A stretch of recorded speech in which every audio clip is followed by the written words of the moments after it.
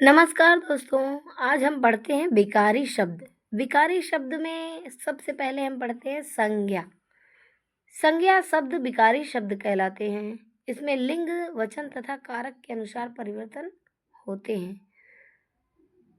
हमने आपको इसके पहले शब्दों में बताया था, शब्द के प्रकार में, कि व्याकरण की दृष्टि से शब्द दो प्रकार के होते हैं। चलिए थोड़ा सा रिवीजन कर लेते हैं। जिन शब्दों में ये पहला तो विकारी शब्द होता है, दूसरा अविकारी शब्द होता है। तो यहाँ पे विकारी शब्द क्या होते हैं और अविकारी शब्द क्या होते हैं, इसको भी जानना आवश्यक है। तो हम देखते हैं कि पहले विकारी शब्द किसे कहते हैं। विकारी शब्द वे शब्द होते हैं जिसमें लिंग, वचन, कारक तथा काल के अनुसार परिवर्तन होते हैं, वो विकारी शब्द कहलाते हैं। लेकिन जिन शब्दों में लिंग, वचन, कारक और काल के अनुसार परिवर्तन नहीं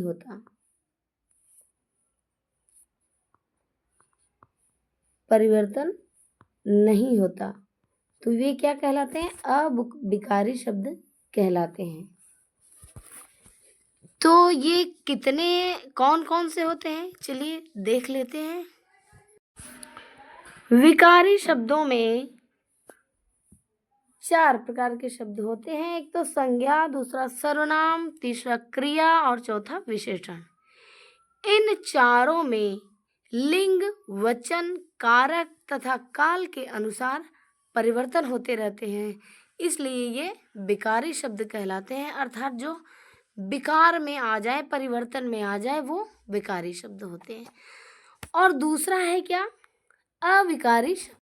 अविकारी शब्द भी चार प्रकार के होते हैं, जिसमें पहला है क्रिया विशेषण, दूसरा है संबंध बोधक, चौथा है समुच्चय बोधक और चौथा है विस्मयादि बोधक, पांचवा है निपात।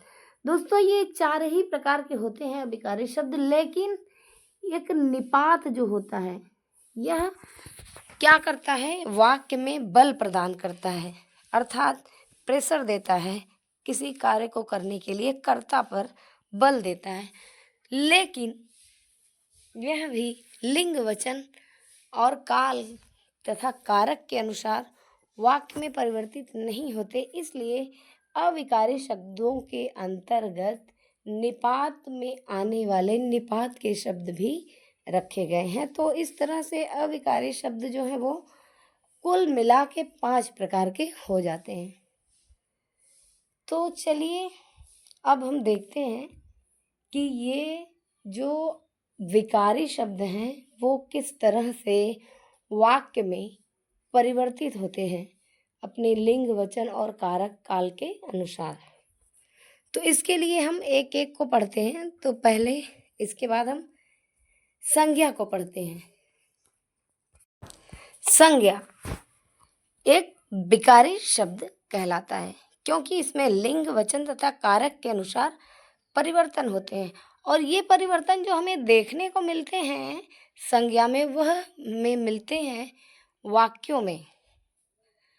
वाक्य जो होता है वह भाषा की सबसे समृद्ध इकाई होती है, और वाक्य से ही विचार बनते हैं, विचारों से ही अनुच्छेद बनते हैं, भाषा बनती है और ग्रंथ लिखे जाते हैं। तो वाक्यों में जो परिवर्तन दिखता है संज्ञा का, वह क्या होता है? लिंग, वचन और कारक के अनुसार होता है, इसलिए संज्ञा एक विकारी शब्द कहलाता है। तो संज्ञा की परिभाषा हम देखते हैं। संज्ञा की परिभाषा क्या है? किसी व्यक्ति, प्राणी, वस्तु, स्थान या भाव के नाम को संज्ञा कहते हैं।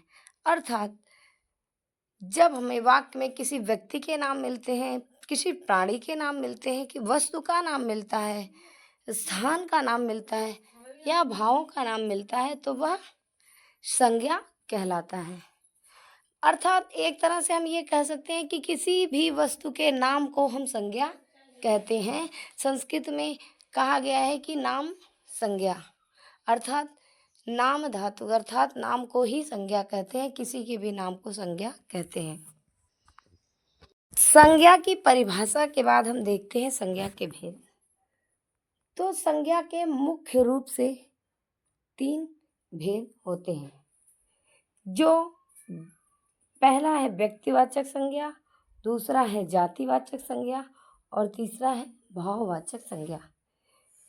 विद्वानों ने 2 और भेद भी बताए हैं संज्ञा के, द्रव्यवाचक और समूहवाचक, लेकिन यह जो जातिवाचक संज्ञा है इसी के अंतर्गत आ जाते हैं, इसलिए संज्ञा के मुख्य रूप से 3 ही भेद किए गए हैं। तो चलिए एक एक भेद को हम उदाहरण के साथ देखते हैं कि इसकी परिभाषा क्या है और उदाहरण कैसे इसको हम समझें। पहला है व्यक्तिवाचक संज्ञा। व्यक्तिवाचक संज्ञा जो होता है वह जो संज्ञा शब्द किसी एक विशेष व्यक्ति, स्थान या वस्तु के नाम का बोध कराते हैं उसे व्यक्तिवाचक संज्ञा कहते हैं। अर्थात किसी विशेष व्यक्ति का या किसी विशेष स्थान का या किसी विशेष वस्तु का बोध कराएं जो स्पेशल हो, मुख्य हो, तो उसे हम व्यक्तिवाचक संज्ञा कहते हैं। वही ही मुख्य हो, वही गौण हो। और इसमें हम जो व्यक्ति, स्थान और वस्तु के नाम होते हैं उसमें कुछ विशेष बातें हैं, जैसे विशेष व्यक्ति, विशेष वस्तु। तो ये विशेष चीज़ें क्या क्या हैं, जैसे देशों के नाम, किसी एक देश का नाम जैसे भारत, नदियों के नाम जैसे नदी, गंगा नदी, यमुना नदी इत्यादि, पर्वतों के नाम,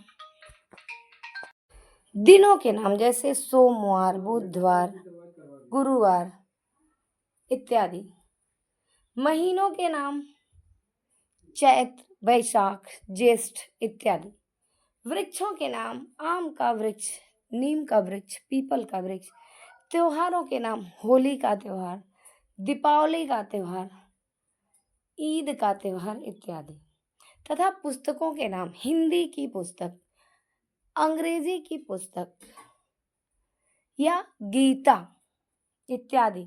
ये किसी एक वस्तु विशेष का ज्ञान कराने के कारण ये व्यक्तिवाचक संज्ञा के अंतर्गत आते हैं। चलिए उदाहरणों के द्वारा हम इसे कुछ समझ लेते हैं। उदाहरण में देखते हैं हम कि जैसे एक वाक्य है, हिमालय। हिमालय भारत का,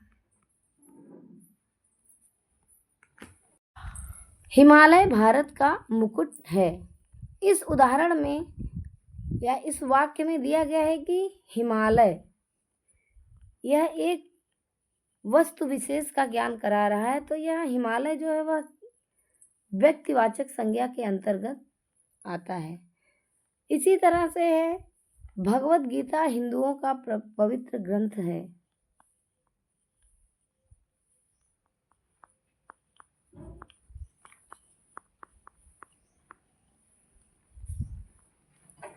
दूसरा उदाहरण क्या है, भगवत गीता हिंदुओं का पवित्र ग्रंथ है।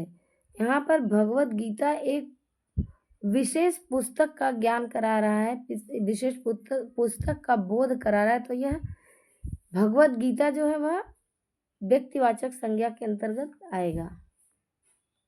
अगला उदाहरण है, हम ताजमहल देखने आगरा गए थे। तो यहाँ पर ताजमहल एक वस्तु विशेष है, इमारत विशेष है, तो यह ताजमहल जो है वह भी क्या है, एक व्यक्तिवाचक संज्ञा है। तो यहाँ पर इन तीनों वाक्यों में हम देखते हैं कि हिमालय, भगवत गीता और ताजमहल ये तीनों क्या है, एक विशेष वस्तु है। तो इसलिए ये क्या है, एक व्यक्तिवाचक संज्ञा के अंतर्गत आएंगे। दूसरा है जातिवाचक संज्ञा। जिस संज्ञा शब्द से एक ही जाति की सभी वस्तुओं का या स्थानों का तथा प्राणियों का बोध हो उसे जातिवाचक संज्ञा कहते हैं। अर्थात किसी एक ही जाति की वस्तु का ज्ञान हो या किसी एक ही स्थान का एक ही जाति की स्थान का ज्ञान हो और एक ही जाति की प्राणियों का ज्ञान हो तो वह क्या होता है? जातिवाचक संज्ञा कहलाता है। चलिए इसे हम उदाहरण के द्वारा देखते हैं। तो पहला उदाहरण है जैसे पशु पक्षी वन की शोभा है।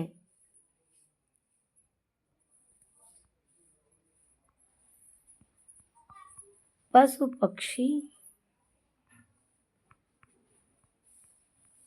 वन की शोभा है। इसमें क्या है? पशु, इसके बाद वन। पशु और वन ये दोनों क्या हैं? जातिवाचक संज्ञा के अंतर्गत आते हैं। इसके बाद दूसरा है मोर नाच रहा है। मोर नाच रहा है। तो यहाँ पे मोर जो है वह जातिवाचक संज्ञा का बोध करा, अर्थात मोर नाच रहा है मतलब वो यहाँ पे मोर जाति का बोध है। और तीसरा क्या है? दादाजी बाजार से सब्जी खरीद कर लाए। तो यहाँ सब्जी जो है वह भी कई सब्जियों का बोध कराता है। तो यहाँ पे भी क्या है? जातिवाचक संज्ञा है। तीसरा है भाववाचक संज्ञा। भाववाचक संज्ञा क्या होता है? वाक्य में जिन शब्दों से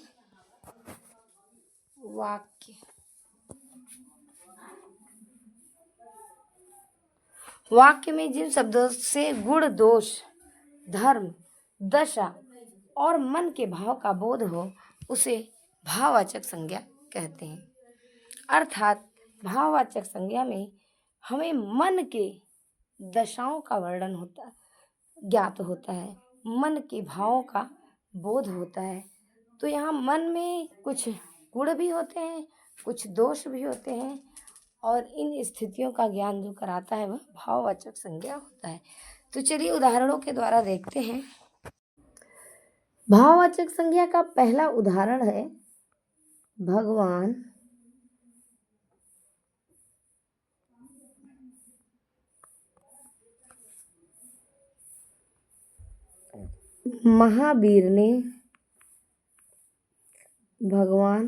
महावीर ने अहिंसा की सीख दी।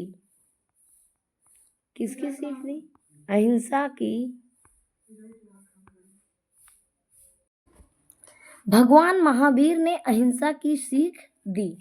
यहाँ पर अहिंसा जो है वह भाववाचक संज्ञा के अंतर्गत आएगा, क्योंकि अहिंसा जो है वह ना तो व्यक्तिवाचक है और ना जातिवाचक है। यह मन के भावों के द्वारा हम समझ सकते हैं, तो यह भाववाचक संज्ञा है। इसी तरह है दूसरा उदाहरण महाराणा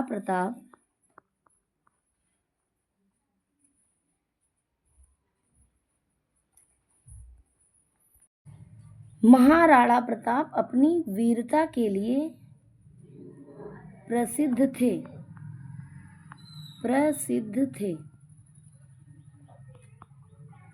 तो यहाँ पर वीरता जो है वह भाववाचक संज्ञा है।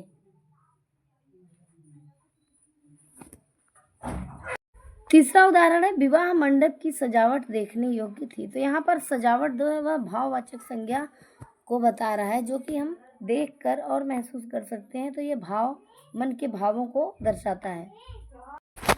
कुछ विद्वानों ने संज्ञा के दो अन्य भेद भी माने हैं। तो जिसमें पहला है द्रव्यवाचक संज्ञा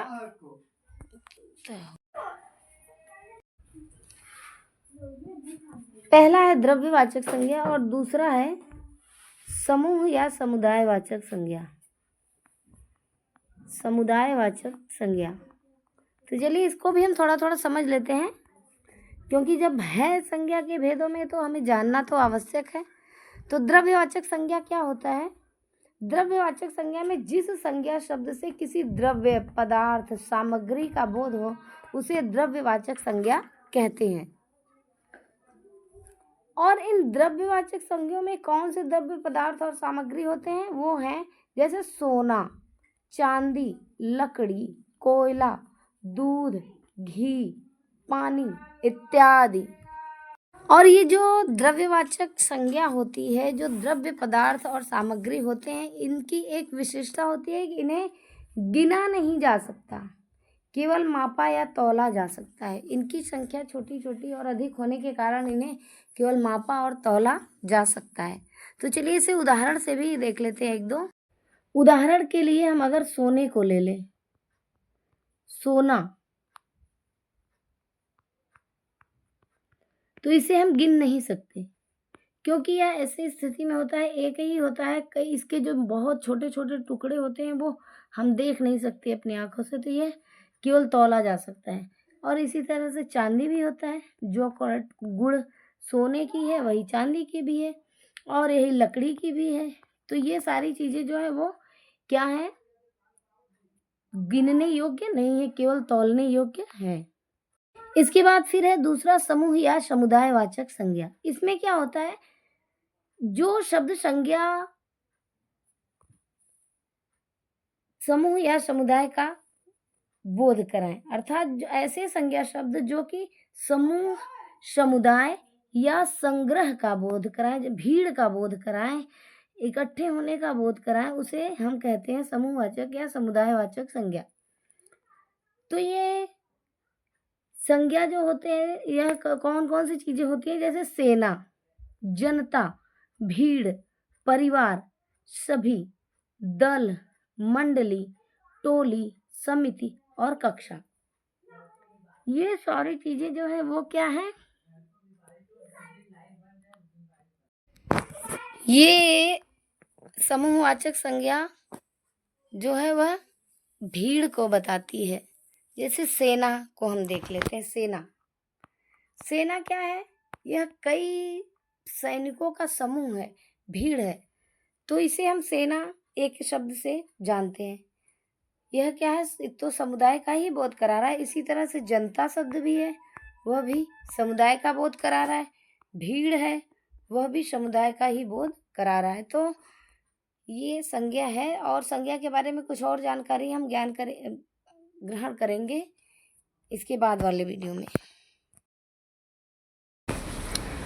व्यक्तिवाचक संज्ञा का जातिवाचक संज्ञा के रूप में प्रयोग।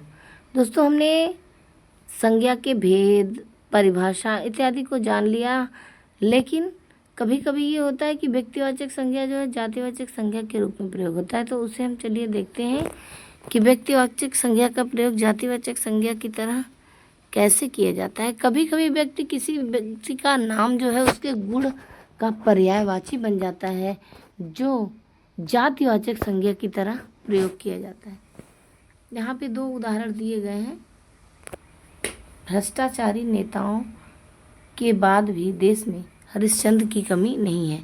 तो पहले उदाहरण में यहाँ राजा हरिश्चंद्र जो है वो सत्यवादी, ईमानदार थे, इसलिए कहा गया है कि भ्रष्टाचारी नेताओं के होने पर भी हमारे देश में ईमानदार व्यक्तियों की कमी नहीं। यहाँ पर राजा हरिश्चंद्र का जो नाम है वह एक ईमानदार व्यक्ति के लिए प्रयोग किया गया है। तो यहाँ पर ईमानदार व्यक्तियों के लिए जातिवाचक के रूप में किया गया है। और दूसरा उदाहरण, यह जयचंद्र तो देश को बेच डालेंगे, अर्थात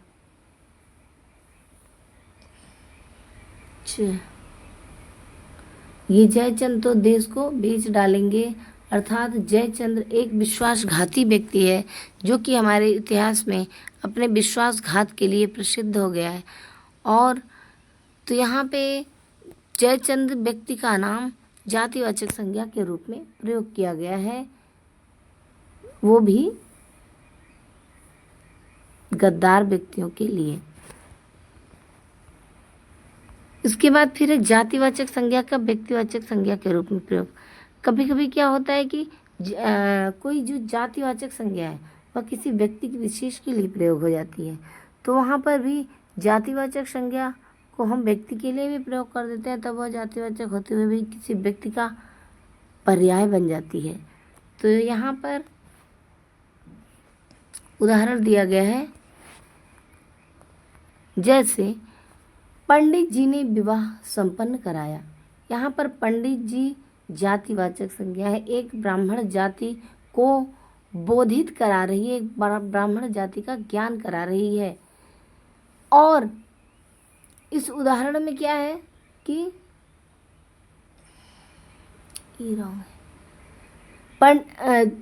दूसरा उदाहरण हम जब इसे व्यक्तिवाचक के रूप में प्रयोग करेंगे तो यहाँ पर एक पंडित जी अर्थात पंडित जवाहरलाल नेहरू जी भारत के प्रथम प्रधानमंत्री थे, इन्हें हमने कह दिया पंडित जी भारत के प्रथम प्रधानमंत्री थे, तो यह व्यक्तिवाचक के रूप में प्रयोग हो गया। अर्थात जातिवाचक संज्ञा का भी व्यक्तिवाचक संज्ञा के रूप में प्रयोग किया जा सकता है और होता भी है व्याकरण में प्रयोग। तो ये हमारे व्यक्तिवाचक संज्ञा और जातिवाचक संज्ञा का एक दूसरे का बदला हुआ रूप है। नमस्कार दोस्तों, सर्वनाम क्या है? दोस्तों, हम लोग सर्वनाम पढ़ेंगे, लेकिन उससे पहले हमें ये जानना आवश्यक है कि सर्वनाम क्या है। तो चलिए देखते हैं कि सर्वनाम क्या है। सर्वनाम वे शब्द हैं जो संज्ञा के स्थान पर प्रयोग किए जाते हैं ताकि भाषा में दोहराव से बचा जा सके और वाक्य अधिक संक्षिप्त व स्पष्ट लगे। तो यहाँ पे क्या है कि संज्ञा के स्थान पर प्रयोग होने वाले जो शब्द होते हैं वो सर्वनाम कहलाते हैं ताकि हम शब्दों के दोहराव से बचें। इसके बाद यहाँ कुछ उदाहरण के लिए हम देखते हैं, जैसे दिया है कि मोहन एक अच्छा लड़का है। मोहन रोज स्कूल जाता है। तीसरा वाक्य है मोहन खेलता है।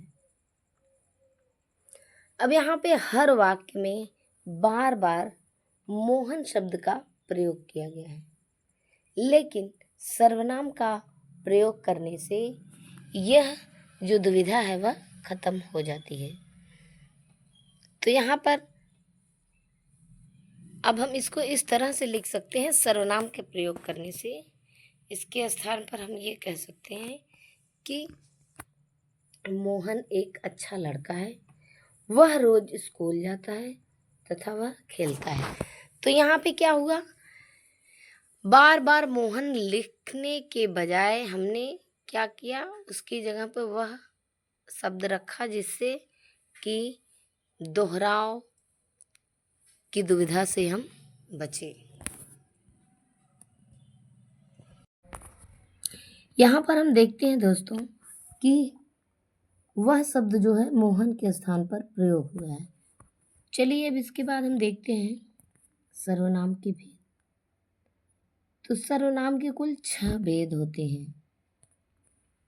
यहाँ पे सर्वनाम के कुल 6 भेद होते हैं, जिसमें से पहला है पुरुषवाचक सर्वनाम, दूसरा है निश्चयवाचक सर्वनाम, तीसरा है अनिश्चयवाचक सर्वनाम, चौथा प्रश्नवाचक सर्वनाम, पांचवा संबंधवाचक सर्वनाम और छठा निजवाचक सर्वनाम। इसे हम एक एक करके देखते हैं। यहाँ पर पुरुषवाचक सर्वनाम, दोस्तों ये है पुरुषवाचक सर्वनाम।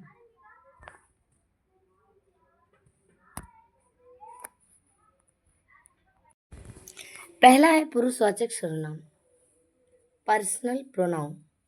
जो सर्वनाम किसी व्यक्ति के लिए प्रयोग होते हैं उन्हें पुरुषवाचक सर्वनाम कहते हैं। पुरुषवाचक सर्वनाम भी 3 प्रकार के होते हैं, जिसमें से पहला उत्तम पुरुष, दूसरा है मध्यम पुरुष और तीसरा है अन्य पुरुष। तो ये चलिए इनको भी देखते हैं क्रम से। उत्तम पुरुष। उत्तम पुरुष जो होता है बोलने वाला अपने लिए प्रयोग करता है, जैसे मैं, हम, मेरा, हमारा। बोलने वाला अपने लिए प्रयोग करता है। तो उदाहरण है, मैं पढ़ रहा हूँ, हम खेल रहे हैं। तो यहाँ मैं और हम जो है वह अपने लिए प्रयोग कर रहा है, मतलब मैं। तो यहाँ पर उत्तम पुरुष सर्वनाम हुआ। इसके बाद फिर है मध्यम पुरुष। मध्यम पुरुष में क्या है?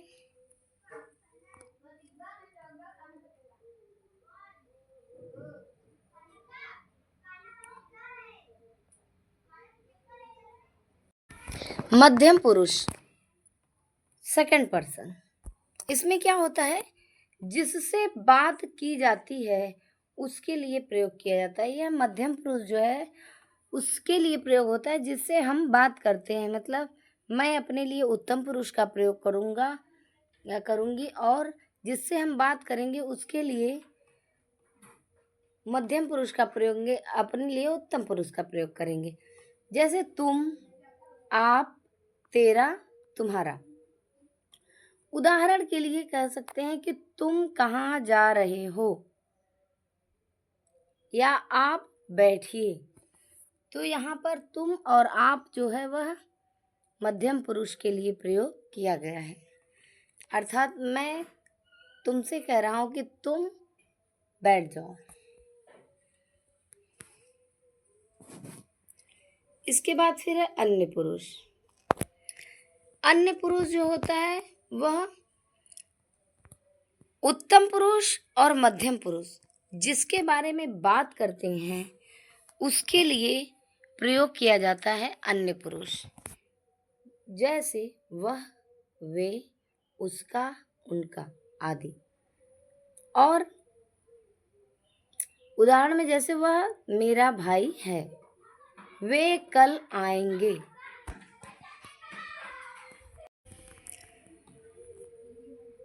इसके बाद फिर हम देखते हैं दूसरा निश्चयवाचक सर्वनाम।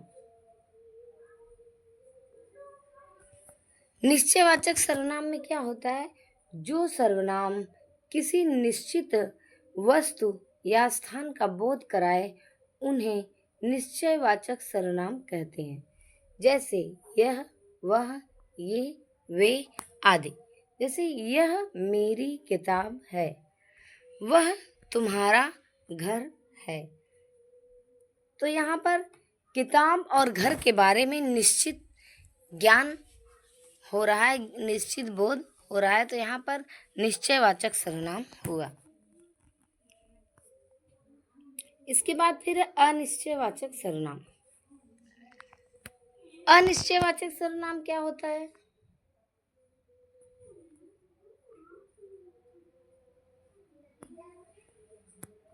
जो सर्वनाम किसी निश्चित व्यक्ति, वस्तु या स्थान का बोध न कराए उन्हें अनिश्चयवाचक सर्वनाम कहते हैं। अर्थात ऐसा सर्वनाम शब्द जो वस्तु को अनिश्चित रखे, निश्चित न रखे, संदेह में रखे, तो वह क्या होता है?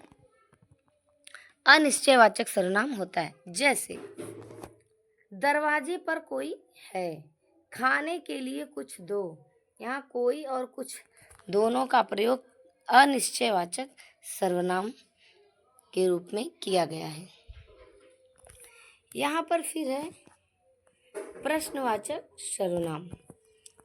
प्रश्नवाचक सर्वनाम, जो सर्वनाम प्रश्न पूछने के लिए प्रयोग होते हैं उन्हें प्रश्नवाचक सर्वनाम कहते हैं। जैसे कौन, क्या, किसे, किसका इत्यादि। उदाहरण में जैसे कह देते हैं कौन आया, तुम क्या कर रहे हो, या यह गिलास किसने तोड़ा, मुझे कौन बुला रहा था इत्यादि वाक्य जो है वो क्या है? प्रश्नवाचक सर्वनाम के हैं। इसके बाद फिर है संबंधवाचक सर्वनाम। संबंधवाचक सर्वनाम जो होता है वह ऐसे सर्वनाम होते हैं जो दो वाक्यों या शब्दों या वाक्यांशों के बीच में संबंध बताते हैं। तो जो सर्वनाम वाक्य में आए दो शब्दों या वाक्यांशों के बीच संबंध बताते हैं उन्हें संबंधवाचक सर्वनाम कहते हैं। जैसे जो, सो, जैसा, वैसा इत्यादि। उदाहरण में जैसे जो बोएगा सो पाएगा, जो मेहनत करेगा सो फल पाएगा, जैसा बोओगे वैसा काटोगे। ये संबंधवाचक सर्वनाम हैं। जो, सो अर्थात जो और सो, जो मेहनत करेगा वो फल पाएगा अर्थात मेहनत और फल दोनों एक दूसरे से संबंधित हैं। इसके बाद फिर है निश्चयवाचक सर्वनाम। निश्चयवाचक सर्वनाम कर्ता स्वयं के लिए प्रयोग करता है, उन्हें निजवाचक सर्वनाम कहते हैं। निजवाचक सर्वनाम में जो कर्ता होता है वह उस सर्वनाम को खुद के लिए प्रयोग करता है तो वह निजवाचक सर्वनाम हुआ। जैसे मैं अपना काम स्वयं करूँगा, मतलब मैं अपना काम खुद करूँगा। तो इस वाक्य में क्या है, जो स्वयं शब्द है, स्वयं, यह क्या है, निजवाचक सर्वनाम का बोधक है। वह खुद चला गया, इसमें खुद जो है वह निजवाचक सर्वनाम का बोधक है। तो यहाँ पे स्वयं, खुद, अपने आप इत्यादि शब्द जो है वो निजवाचक सर्वनाम के उदाहरण हैं। चलिए कुछ प्रश्न पांचों वाक्यों में से लिए गए हैं तो देखते हैं। जैसे नीचे दिए गए वाक्यों में से सर्वनाम शब्द पहचानिए और उनके भेद भी बताइए। तुम कहाँ रहते हो, तो यह कौन सा सर्वनाम है, यह प्रश्नवाचक सर्वनाम है। कौन सा सर्वनाम है, प्रश्नवाचक। वह मेरा मित्र है, मेरा मतलब यह निजवाचक सर्वनाम है। उसके बाद फिर है कोई दरवाजे पर खड़ा है, यह अनिश्चयवाचक सर्वनाम है, अनिश्चयवाचक। उसके बाद फिर है जो करेगा सो भरेगा, यह संबंध बोधक सर्वनाम है। इसके बाद फिर है मैंने अपना काम खुद किया, तो यहाँ पे क्या है, खुद, निज, स्वयं, अपने आप, मतलब यह निजवाचक सर्वनाम हुआ।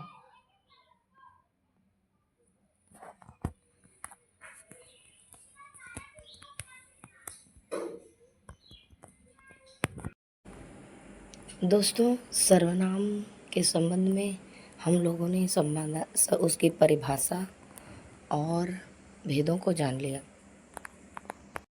लेकिन जब वाक्य में सर्वनाम आते हैं तो वो कुछ विशेष रूप में आते हैं। जो परिभाषा बताया गया है उदाहरण में उससे कुछ अलग भी आते हैं तो पहचानने में दिक्कत होती है। तो इसलिए सर्वनाम के संबंध में कुछ विशेष बातें हैं। और सर्वनाम जो कुछ सर्वनाम पुनरावृत्ति के द्वारा अर्थ में विशेषता एवं नवीनता लाते हैं। तो कुछ सर्वनाम ऐसे भी हैं जो पुनरावृत्ति के रूप में भी हमारे सामने वाक्यों में मिलते हैं। उदाहरण स्वरूप जैसे क्या है, जो, जो, तो इसका सेंटेंस ऐसे आता है जैसे जो भी आए उनका स्वागत करें। जैसे क्या क्या,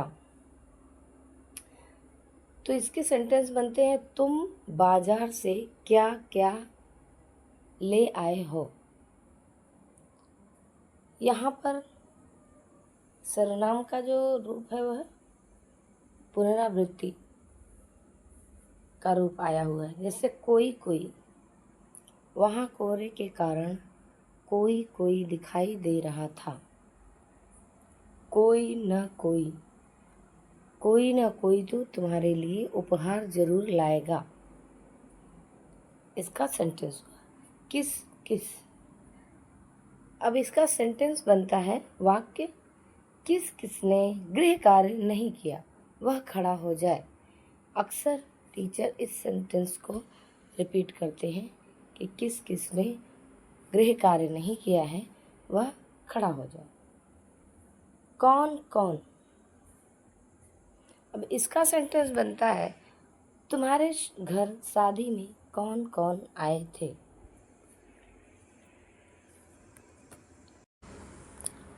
कुछ कुछ, जैसे अब इसके सेंटेंस बनते हैं कि जो कुछ मैंने देखा तुम्हें कुछ कुछ तो बता सकता हूँ, अर्थात मैंने जो कुछ भी देखा उसमें कुछ कुछ अर्थात थोड़ा थोड़ा तो बता ही सकता हूँ। कुछ सर्वनाम शब्द संयुक्त रूप में आते हैं।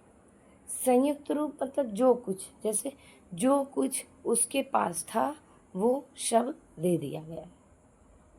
इसके बाद शब्द है जो कोई शोर मचाएगा वह सजा पाएगा या उसे सजा मिलेगी, ये हो गया। तो दोस्तों ये है सर्वनाम के रूप। दोस्तों जब हम वाक्य पढ़ते हैं तो यह कारक के अनुसार सर्वनाम के रूप भी बदल जाते हैं।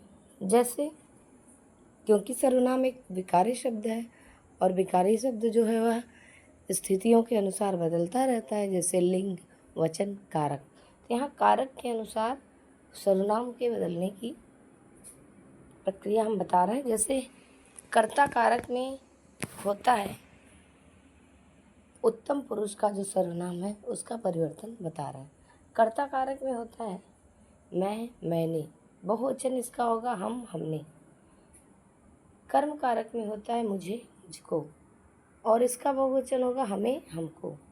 करण कारक में एक वचन है मुझे, मुझसे, मेरे द्वारा, और बहुवचन होगा हमसे, हमारे द्वारा। इसके बाद फिर है संप्रदान कारक में मुझे, मुझको, मेरे लिए, और इसका बहुवचन होगा हमें, हमको, हमारे लिए। इसी तरह से अपादान कारक में एक वचन का होगा उत्तम पुरुष, मुझसे या अलग होने के अर्थ में, और बहुवचन में होगा हमसे। इसी तरह से संबंध कारक में होता है मेरा, मेरी, मेरे, और इसका बहुवचन होता है हमारा, हमारी, हमारे। अधिकरण कारक में सर्वनाम का उत्तम पुरुष का रूप होता है मुझ में, मुझ पर, हम में, हम पर, इत्यादि।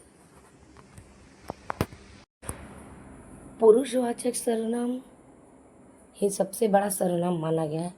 तो इसका जो मध्यम पुरुष का सर्वनाम है तुम या तुम सब, तुमने, तो इसका कारक के अनुसार रूप बदलता है। जब ये कर्ता कारक में होता है तो यह तू और तूने शब्द एक वचन में होते हैं, इसके बहुवचन में होते हैं तुम और तुमने।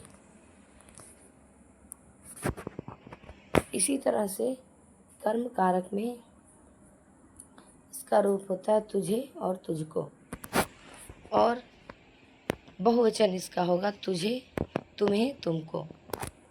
इसी तरह से करण कारक में मध्यम पुरुष का रूप बनता है तुझसे, तेरे द्वारा। ऐसा क्यों हो रहा है? क्योंकि करण कारक का चिन्ह जो है वह से है और जो कि सुविधा के लिए प्रयोग किया जाता है। तो इसका हो गया तुझसे, तेरे द्वारा, और बहुवचन होता है इससे तुमसे, तुम्हारे द्वारा।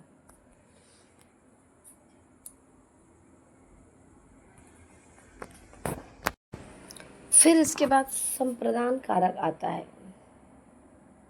संप्रदान कारक में मध्यम पुरुष का एक वचन का रूप होता है तुझे, तुझको, तेरे लिए। इसका बहुवचन का रूप होगा तुम्हें, तुमको, तुम्हारे लिए। और इसी तरह से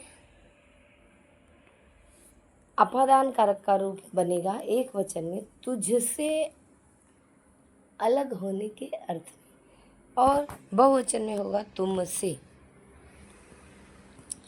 इसी तरह से संबंध कारक में होता है तेरा, तेरी, तेरे। बहुवचन इसका होगा तुम्हारा, तुम्हारे, तुम्हारे।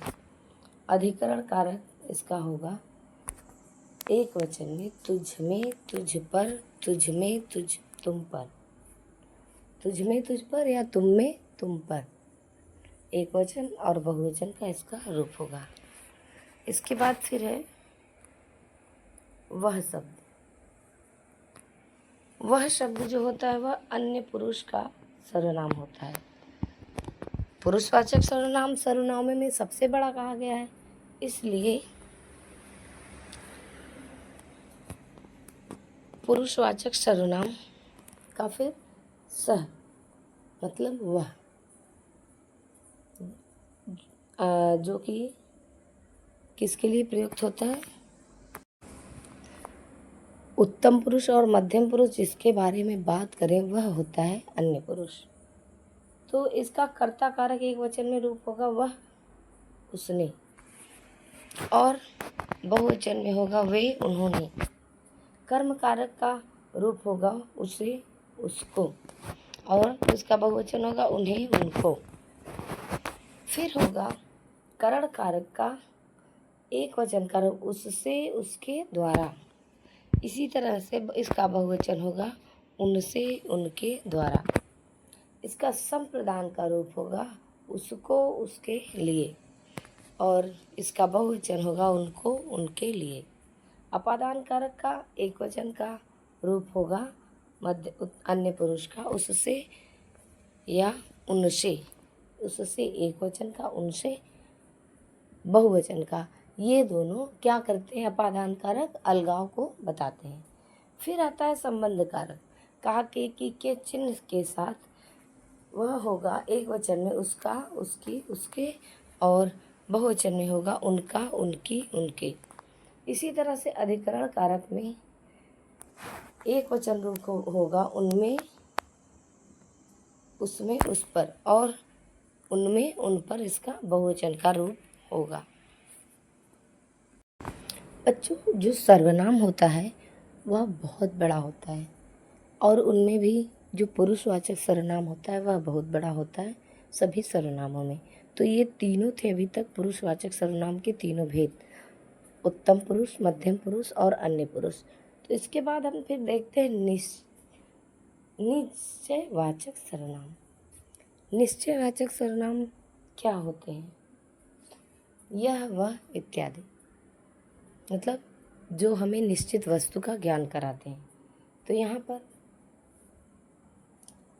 कर्ता कारक में एक वचन में होगा वह और यह, इसने, और बहुवचन में होगा ये, इन्होंने। कर्म कारक में इसका रूप होगा एक वचन का इसे, इसको, और बहुवचन का रूप होगा इन्हें, इनको। इसी तरह से करण कारक का जो जिसका चिन्ह से या के द्वारा है सुविधा के लिए, तो एक वचन में इसका रूप होगा इससे, इसके द्वारा, और बहुवचन में होगा इनसे, इनके द्वारा। इसी तरह से संप्रदान कारक को देखते हैं।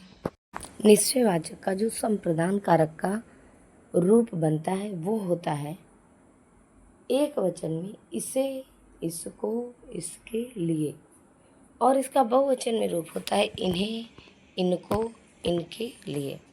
अपादान में इसका रूप बनता है इससे, और इसका बहुवचन होगा इनसे। ये क्या होते हैं? अलगाव को बताते हैं।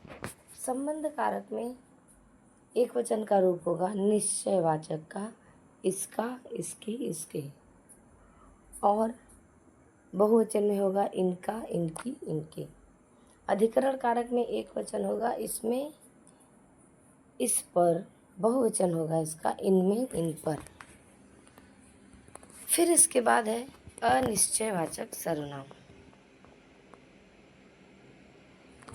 अनिश्चयवाचक सर्वनाम क्या होता है? वो वाक्य में आया हुआ ऐसा शब्द जो कि हमें किसी अनिश्चित वस्तु का ज्ञान कराए, अर्थात संदेह की स्थिति भी बनी हो। तो यहाँ पे होता है जैसे कोई, दरवाजे पर कोई आया है, कि यह पुस्तक किसी ने ले ली। तो यह क्या हुआ? अनिश्चयवाचक सर्वनाम। तो यहाँ पे कर्ता कारक एक वचन में, अनिश्चयवाचक के जो शब्द होता है कोई, किसी ने, इसका बहुवचन होगा किन्हीं ने।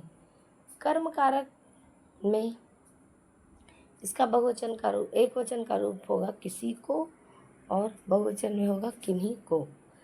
करण कारक में एक वचन होगा किसी से या किसी के द्वारा और बहुवचन होगा किन्हीं से या किन्हीं के द्वारा। इसके बाद फिर संप्रदान कारक में इसका रूप होगा एक वचन का किसी को, किसी के लिए, और बहुवचन होगा किन्हीं को, किन्हीं के लिए। अपादान कारक क्या होता है? किसी से एक वचन में और किन्हीं से बहुवचन में। संबंध कारक एक वचन में होता है किसी का, किसी की और किसी के। इसी तरह से उसका बहुवचन होता है किन्हीं का, किन्हीं से और किन्हीं के। अधिकरण कारक में होते हैं किसी में, किसी पर, किन्हीं में, किन्हीं पर। दोस्तों, ये सर्वनाम जो होते हैं इसको इस समय पढ़ने में आपको भले ही रोचक ना लगे, इंटरेस्टेड ना लगे, लेकिन जब यह वाक्य में पढ़ता है तो हमें बहुत दुविधा में डाल देता है कि यह किस प्रकार का सर्वनाम है। इसके बाद फिर है प्रश्नवाचक सर्वनाम। प्रश्नवाचक सर्वनाम क्या होता है? ऐसे शब्द जो कि वाक्य में हमें प्रश्न पूछने में मदद करते हैं। तो इसका कर्ता कारक एक वचन में रूप होता है कौन और किसने। इसका बहुवचन रूप होगा कौन, किन्होंने। कर्म कारक का एक वचन का रूप होगा किसको, किसे, और बहुवचन होगा किनको, किन्हें। इसके बाद फिर करण कारक का रूप होता है किससे, किसके द्वारा। इसका बहुवचन होगा किनसे, किनके द्वारा। संप्रदान कारक का एक वचन का रूप होगा प्रश्नवाचक किसको, किसके लिए, और इसका बहुवचन होगा किनको, किनके द्वारा। अपादान कारक का एक वचन का रूप होगा किससे और बहुवचन होगा किन से। संबंध कारक का एक वचन का रूप होता है किसका, किसके और किसकी। इसका बहुवचन होगा किनका, किनके, किनकी। अधिकरण का रूप होता है प्रश्नवाचक का एक वचन का किस में, किस पर, और बहुवचन होता है किन में, किन पर। के बाद नंबर आता है संबंधवाचक सर्वनाम का। यह क्या होते हैं? जो कि एक वस्तु का दूसरे वस्तु से संबंध बताते हैं। तो यहाँ पर कारक के अनुसार हम देखते हैं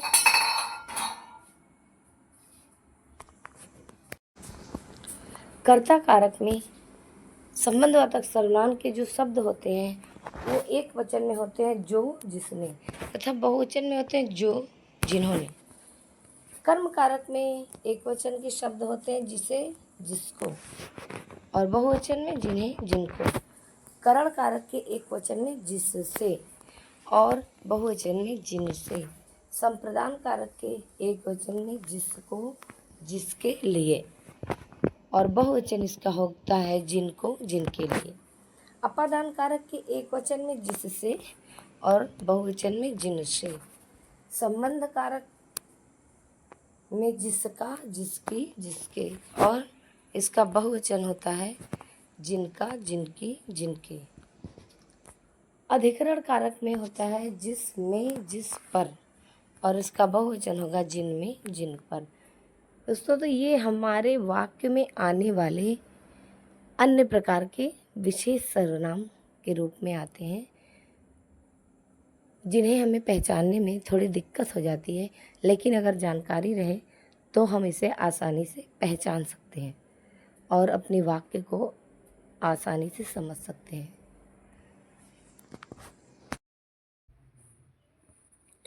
दोस्तों, विकारी शब्दों में संज्ञा और सर्वनाम के बाद तीसरे नंबर पर आया विशेषण। तो विशेषण कहते किसे हैं? विशेषण का अर्थ क्या होता है? ये सब हम जानेंगे। विशेषण का शाब्दिक अर्थ है विशेषता बताने वाला।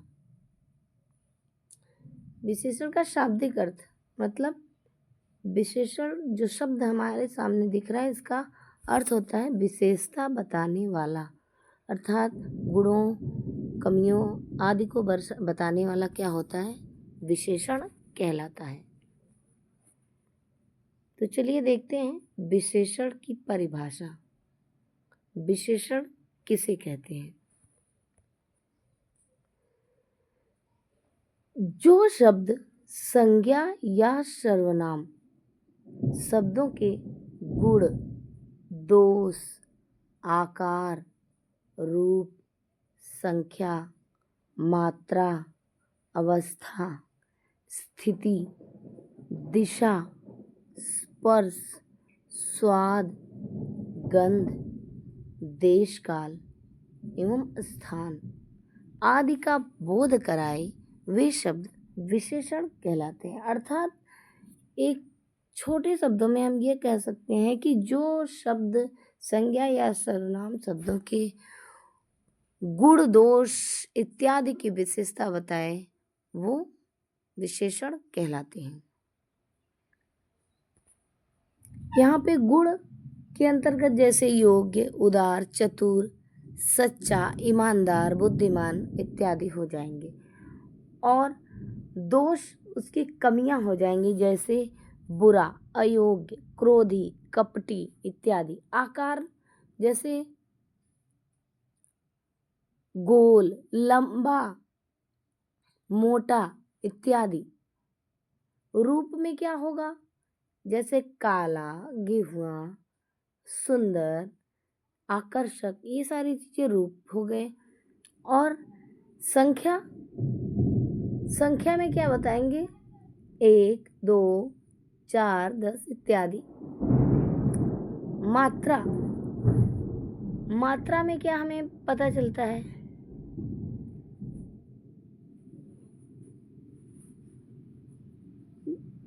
एक किलो, 2 किलो इत्यादि। अवस्था, बूढ़ा, युवा, रोगी, कमजोर, बलवान इत्यादि, ये सारी अवस्थाओं का बोध कराते हैं। और स्थिति में जैसे ऊपरी, अगला, पिछला इत्यादि। दिशा, दिशा में पूर्वी, पश्चिमी, उत्तरी, दक्षिणी। इसके बाद स्पर्श, स्पर्श में जैसे कोमल, कठोर, नरम, खुरदरा इत्यादि। स्वाद में क्या हमें पता चलता है, खट्टा है, मीठा है, कड़वा है, नमकीन है इत्यादि। और गंध, गंध में जैसे खुशबूदार, बदबूदार, सुगंधित या गंधहीन इत्यादि का पता चलता है। इसके बाद फिर है देश काल एवं स्थान। देश काल मतलब जैसे पंजाबी, देशी, मद्रासी या आधुनिक समय के, भारतीय, ऐतिहासिक इत्यादि बातों का हमें ज्ञान कराते हैं, वो विशेषण होते हैं। और विशेषण में विशेषण का एक दूसरा पक्ष भी होता है जिसे हम विशेष कहते हैं। बिना विशेष के विशेषण हो ही नहीं सकता, और बिना विशेषण के विशेष भी नहीं हो सकता। क्यों? क्योंकि जब विशेष ही नहीं रहेगा तो विशेषता किसकी बतलाएंगे। तो यहाँ पर विशेष किसे कहते हैं, जिन संज्ञा या सर्वनाम, जिन संज्ञा या सर्वनाम शब्दों की विशेषता बताई जाती है वह विशेष कहलाते हैं। तो हमें विशेषण के लिए विशेष की भी आवश्यकता पड़ती है, क्योंकि विशेषता विशेष की ही बताई जाएगी। तो ये हो गए विशेषण। यहाँ पर दोस्तों कुछ उदाहरण प्रस्तुत कर रहे हैं, जैसे विशेषण और विशेष्य का। यहाँ पे मोक्ष ईमानदार है, तो यहाँ पर विशेषण और विशेष्य क्या हुए, मोक्ष जो है वह विशेष है। क्यों? क्योंकि मोक्ष की विशेषता बताई जा रही है। और ईमानदार शब्द क्या है, यह विशेषण है।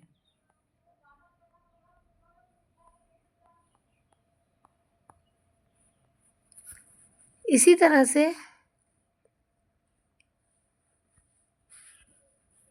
पिताजी 5 किलो रसगुल्ले लाए। पिताजी 5 किलो रसगुल्ले क्या लाए? रसगुल्ले लाए। रसगुल्ले कितने लाए? रसगुल्ले लाए 5 किलो। कितने रसगुल्ले लाए पिताजी? 5 किलो। तो यहाँ पर रसगुल्ले जो है वह विशेष से हो गया और 5 किलो विशेषण हो गया। यह विशेषण हो गया और यह विशेष से हो जाएगा। मतलब 5 किलो विशेषण हो गया और रसगुल्ले विशेष। क्यों? क्योंकि रसगुल्ले ही 5 किलो हैं। और एक दूसरा उदाहरण है, वह लड़का बीमार लग रहा है। बीमार लग रहा है वह लड़का। तो ये तो हो गया बीमार लग रहा है, तो कौन बीमार लग रहा है? वह लड़का।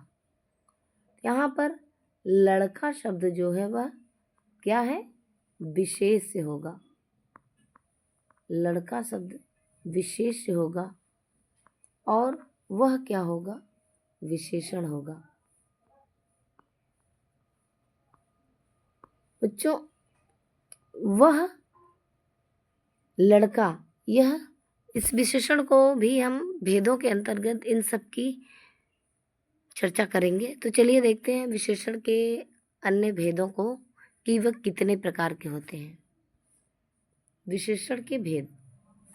तो विशेषण में कुल 4 भेद होते हैं, जिसमें पहला है गुणवाचक विशेषण और दूसरा है संख्यावाचक विशेषण, तीसरा है परिमाणवाचक विशेषण, चौथा है सार्वनामिक विशेषण। गुण, जैसे कि नाम से ही हम यहाँ पे पता चल रहा है कि गुणवाचक विशेषण जो है वह गुणों को दर्शाता है। किसको? गुणों को या कमियों को। और संख्यावाचक विशेषण यह संख्या को दर्शाता है। और परिमाण मतलब होता है नापतोल, यह नापतोल को बताता है।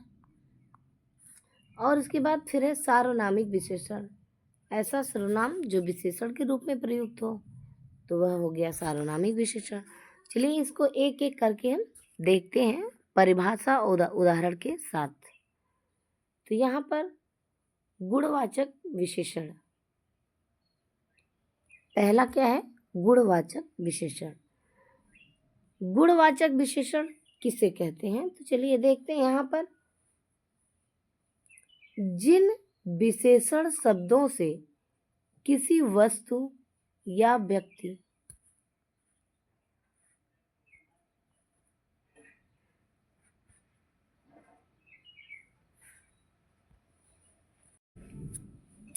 किसी वस्तु या व्यक्ति के गुण, दोष, आकार, स्थान, रंग, काल, दशा आदि का बोध हो, उसे क्या कहते हैं? उसे हम गुणवाचक विशेषण कहते हैं। इसके लिए हम उदाहरण प्रस्तुत करते हैं। जैसे उदाहरण क्या है? गौरव मेहनती व्यक्ति है। यहाँ पर क्या किया गया है? गौरव के गुणों का वर्णन किया गया है। किसका वर्णन किया गया है? गुण का। गुण मतलब अच्छाइयों का।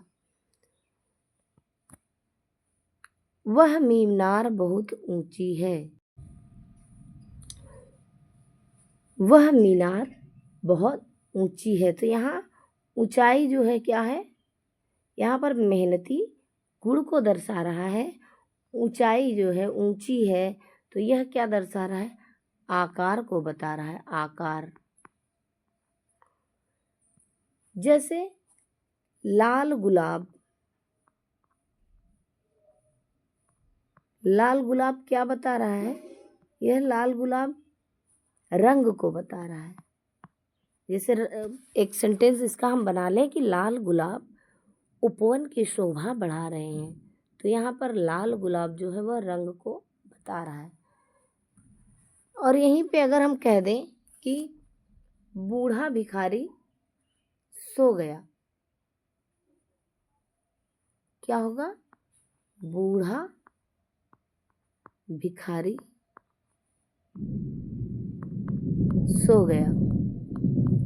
तो यहाँ इसमें क्या होगा, इसको आप बताइए। बूढ़ा भिखारी सो गया, तो यहाँ पर सो गया यह तो क्रिया हो गई, लेकिन यहाँ बूढ़ा भिखारी जो है, भिखारी जो है वह बूढ़ा है, उसकी स्थिति को बता रहा है। यह किसको बता रहा है? स्थिति को। तो ये क्या हो गए? गुणवाचक विशेषण, अर्थात अच्छाइयों को, बुराइयों को, और मतलब स्थिति, अवस्था, रंग, आकार जो बताए वह क्या होता है? गुणवाचक विशेषण होता है। इसके बाद फिर आता है दूसरे नंबर पर संख्यावाचक विशेषण। जिस विशेषण शब्द से संख्या या गणना का बोध हो। संख्या मतलब गिनती, गणना मतलब भी उसको गिनने की प्रक्रिया, अर्थात संख्यावाचक को हम गिन सकते हैं, तो उसे क्या कहते हैं? उसे संख्यावाचक विशेषण कहते हैं। अर्थात जो शब्द संख्या या गणना करने में हमारी सहायता करें, ये क्या होते हैं? संख्यावाचक विशेषण के अंतर्गत आते हैं। चलिए इसके कुछ उदाहरण हम देखते हैं यहाँ पर। जैसे कक्षा में 30 विद्यार्थी उपस्थित हैं, अर्थात कक्षा में 30 विद्यार्थी उपस्थित हैं, हम 30 विद्यार्थियों को गिन सकते हैं ना। और दूसरा उदाहरण है कुछ विद्यार्थी मैदान में खेल रहे हैं। तो यहाँ पर क्या होगा? कुछ विद्यार्थी मैदान में खेल रहे हैं, हम विद्यार्थियों को गिन सकते हैं। लेकिन ये क्या हुआ दोस्तों? यहाँ पर तो कोई संख्या ही नहीं दी हुई है, दिया हुआ है कि कुछ विद्यार्थी मैदान में खेल रहे हैं। तो यहाँ से 30 और कुछ, ये हमें कुछ संदेह में डाल रहे हैं। तो इस तरह से जो संख्यावाचक विशेषण होता है, इसके दो भेद हो जाते हैं। इसके दो भेद, एक तो निश्चित, जो कि 30 निश्चित संख्या का बोध करा रहा है, और दूसरा कुछ, जो कि अनिश्चित संख्या का बोध करा रहा है। तो चलिए देखते हैं। ये संख्यावाचक विशेषण के दो भेद हो गए, एक तो निश्चित संख्यावाचक विशेषण और दूसरा अनिश्चित संख्यावाचक विशेषण। तो चलिए इसके अंदर भी कुछ चीज़ें आती होंगी, इसको हम जान लेते हैं कि संख्यावाचक विशेषण के अंतर्गत क्या क्या चीज़ें आती हैं, कौन से शब्द आते हैं जो कि हमें ये बताते हैं कि ये संख्या निश्चित है और ये संख्या अनिश्चित है। ये तो हमें परिभाषा और उदाहरण से ही पता चल सकता है। तो चलिए आगे देखते हैं। निश्चित संख्यावाची विशेषण। यहाँ पे निश्चित संख्यावाची विशेषण क्या होते हैं? जैसे इसकी परिभाषा पहले देखते हैं कि जिन शब्दों से संज्ञा या सर्वनाम की निश्चित संख्या का बोध होता है, वे निश्चित संख्यावाचक विशेषण कहलाते हैं। अर्थात जब हमें एक निश्चित संख्या का बोध हो तो वह निश्चित संख्यावाची विशेषण होते हैं। इसके उदाहरण ये हैं, जैसे मोहन ने आज 5 रोटियां खाई। यहाँ पे क्या है? 5 रोटियां खाई। हमें पता है मोहन ने 5 रोटियां खाई, ये निश्चित संख्या है। बगीचे में अमरूद के 20 पेड़ लगे हैं। इस समय अमरूदों का मौसम है दोस्तों। तो बगीचे में अमरूद के पूरे 20 पेड़ लगे हैं, ये हम काउंट करके निश्चित कर सकते हैं, गिन कर इसकी संख्या निश्चित कर सकते हैं। अब अनिश्चित संख्यावाची विशेषण में क्या होता है, चलिए देखते हैं। निश्चित संख्यावाचक विशेषण। अनिश्चित संख्यावाचक विशेषण जिन शब्दों से संज्ञा या सर्वनाम शब्दों की निश्चित संख्या का बोध नहीं होता, अर्थात कुछ संशय मन में रह जाता है, कुछ दुविधाएं मन में रह जाती हैं, कुछ सोचने को हम विवश हो जाते हैं कि आखिर क्या हो सकता है। तो ये जो संदेह की स्थिति है वह अनिश्चित संख्यावाची विशेषण को बताती है। तो ये अनिश्चित संख्यावाचक विशेषण कहलाते हैं। इसके उदाहरण देखते हैं। जैसे दिया हुआ है कि कक्षा के बहुत सारे बच्चे बाहर गए। अब यहाँ पर बहुत सारे, यह हमें अनिश्चित संख्या का बोध कराए। कक्षा के बहुत सारे बच्चे बाहर गए। अब बहुत सारे बच्चे में कितने बच्चे हैं ये नहीं पता है, तो ये हो गए अनिश्चित संख्या। मतलब बच्चों को हम काउंट तो कर सकते हैं, ये तो तय है, उसको गिन सकते हैं, गणना कर सकते हैं उसकी, लेकिन अब ये अनिश्चित है कि इस समय हमें पता नहीं है कि कितने बच्चे गए। बाहर कुछ लोग प्रतीक्षा कर रहे हैं। यहाँ पर कुछ, यह लोग जो हैं वो तो हैं, गणना योग्य है, लेकिन कुछ लोग ये संशय में डाल रहे हैं कि कुछ लोग अनिश्चित संख्या का बोध करा रहे हैं, अर्थात ये अनिश्चित संख्यावाची विशेषण के उदाहरण हुए। इसके बाद फिर आते हैं हम परिमाणवाचक विशेषण पे। परिमाणवाचक विशेषण क्या होते हैं दोस्तों? जिस शब्द से किसी वस्तु की मात्रा का पता चले। मात्रा मतलब हम उसमें नाप तौल कर सकते हैं, तो वह परिमाणवाचक विशेषण होता है। जिस शब्द से किसी वस्तु की मात्रा या नाप तौल आदि का बोध हो उसे परिमाणवाचक विशेषण कहते हैं। उदाहरण में जैसे हमने ले लिया, मुझे 2 किलो चीनी चाहिए। 2 किलो चीनी मतलब 2 किलो चीनी, यह नाप तौल ही कर सकते हैं, इसको गिन तो सकते नहीं।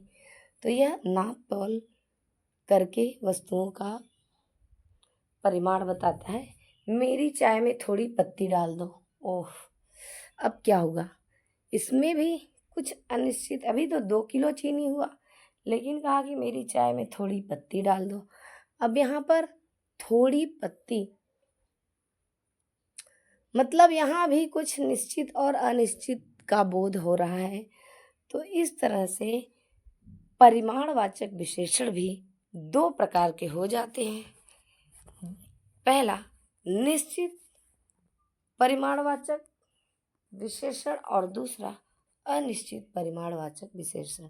मतलब इसमें भी हो सकता है कि निश्चित वजन का ज्ञान हो और न ज्ञान हो, अनिश्चित वजन का ज्ञान हो, ये भी हो सकता है। तो चलिए इन दोनों को भी हम देखते हैं परिभाषा और उदाहरण के द्वारा। निश्चित परिमाणवाचक विशेषण। जिन विशेषण शब्दों से संज्ञा या सर्वनाम की निश्चित मात्रा का बोध होता है वे निश्चित परिमाणवाचक विशेषण कहलाते हैं। संख्यावाची निश्चित संख्यावाचक विशेषण में हमने देखा कि वहाँ पर जो ऐसे विशेषण शब्द जो संज्ञा और सर्वनाम की निश्चित संख्या का बोध कराते हैं, लेकिन परिमाणवाचक में क्या होता है, यह निश्चित मात्रा का बोध कराता है, अर्थात वजन का बोध कराता है। तो ये परिमाणवाचक विशेषण होते हैं। जैसे यहाँ पर उदाहरण, मैंने 4 लीटर दूध खरीदा। यहाँ पर 4 लीटर दूध एक निश्चित संख्या को बता रहा है। मेरे सूट पर 3 मीटर कपड़ा लगता है, अर्थात यह निश्चित है कि जब 3 मीटर कपड़ा आएगा तभी मेरा सूट बनेगा। तो मेरे सूट पर 3 मीटर कपड़ा लगता है और मैंने 4 लीटर दूध खरीदा। यह निश्चित संख्या का बोध करा रहा है। इसके बाद फिर दूसरा है अनिश्चित संख्यावाचक विशेषण। अनिश्चित संख्यावाचक विशेषण जिन विशेषण शब्दों से संज्ञा या सर्वनाम की निश्चित मात्रा का बोध नहीं होता वे अनिश्चित परिमाणवाचक विशेषण कहलाते हैं। अर्थात वजन में भी कुछ संदेह है तो वह क्या है, मतलब कुछ है लेकिन कितना है ये नहीं पता, तो यहाँ पर अनिश्चित परिमाणवाचक विशेषण हो गए। इसके उदाहरण है जैसे मुझसे थोड़ा सा पानी गिर गया, मतलब मुझसे थोड़ा सा पानी गिर गया, वो पानी कितना गिरा आई डोंट नो, मुझे नहीं पता। दुकान में बहुत अनाज है, अब दुकान में बहुत अनाज है लेकिन उसको मैं तौल के मुझे पता नहीं कि वह कितना है अनाज दुकान में है और बहुत है, इतना है कि आवश्यकताओं की पूर्ति हो सकती है लेकिन वजन नहीं पता है। तो ये अनिश्चित परिमाणवाचक विशेषण को बताते हैं। इसके बाद फिर हम अगला हमारा विशेषण है सार्वनामिक विशेषण। सार्वनामिक विशेषण किसे कहते हैं? अभी तो हम लोगों ने जाना गुणवाचक जो गुण और दोष को बताए, स्थिति को बताए, संख्यावाची जो कि गणना को बताता है, और फिर परिमाणवाचक जो कि नाप तौल को बताता है। लेकिन ये फिर सार्वनामिक विशेषण चौथा है जिसमें क्या है कि जो सर्वनाम अपने सार्वनामिक रूप से ही संज्ञा के विशेषण के रूप में प्रयुक्त किए जाते हैं वे सार्वनामिक विशेषण कहलाते हैं। अर्थात एक ऐसा सर्वनाम शब्द जो कि संज्ञा के विशेषण के रूप में प्रयोग हो वह सार्वनामिक विशेषण कहलाता है। उदाहरण से इसको हम समझ लेते हैं, जैसे वह इमारत गिरने वाली है, वह इमारत। यहाँ पर इमारत जो है वह क्या है, एक संज्ञा है, लेकिन वह उसके साथ वह भी है, सर्वनाम भी है। तो यहाँ पे क्या हुआ, वह इमारत गिरने वाली है, इसमें वह शब्द जो है वह क्या हुआ, सार्वनामिक विशेषण होगा, वह शब्द सार्वनामिक विशेषण होगा। मेरा मित्र हमेशा प्रथम आता है, मित्र मेरा, मित्र क्या है, यह तो संज्ञा हो गया, लेकिन मेरा शब्द जो है वह क्या है, सार्वनामिक विशेषण है, क्योंकि मेरा एक सर्वनाम शब्द है, पुरुषवाचक सर्वनाम का शब्द है तो सार्वनामिक विशेषण के अंतर्गत आएगा। दोस्तों ये सर्वनाम और सार्वनामिक विशेषण कुछ कंफ्यूजन में नहीं डाल रहे हैं, कुछ संदेह की स्थिति पैदा कर रहे हैं। ये सर्वनाम और सार्वनामिक विशेषण, तो हमें यह जान लेना आवश्यक होता है कि सर्वनाम और सार्वनामिक विशेषण में अंतर क्या होता है।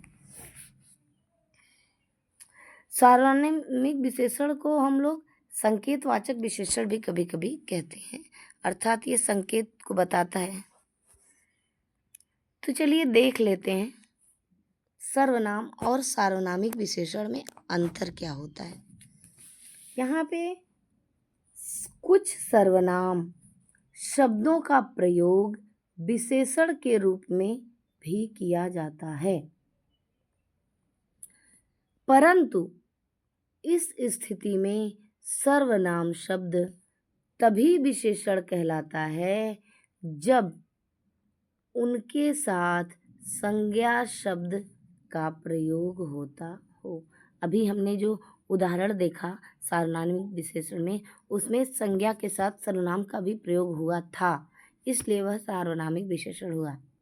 आगे क्या है, सर्वनाम शब्द सदैव अकेले आते हैं। हाँ, वाक्य में जो सर्वनाम शब्द होते हैं वो अकेले आते हैं। क्यों? क्योंकि सर्वनाम शब्द संज्ञा के स्थान पर प्रयुक्त होते हैं। ये सर्वनाम की संज्ञा के स्थान पर प्रयुक्त होते हैं सर्वनाम। तो जब संज्ञा के स्थान पर प्रयोग होंगे तो मतलब संज्ञा हटेगा तब सर्वनाम आएगा, लेकिन जब संज्ञा और सर्वनाम एक साथ आ जाएं तो वह सार्वनामिक विशेषण होगा। तो सर्वनाम और सार्वनामिक विशेषण में अंतर मेरे ख्याल से समझ में आ गया होगा आपको। क्या समझ में आया कि जब वाक्य में अकेले सर्वनाम प्रयोग हो, संज्ञा के स्थान पर प्रयोग हो तो वह सर्वनाम होगा, लेकिन जब वाक्य में सर्वनाम के साथ संज्ञा का भी प्रयोग हो तो वह सार्वनामिक विशेषण होगा। ये याद रख लीजिए। अब इसको उदाहरण से हम लोग देख लेते हैं।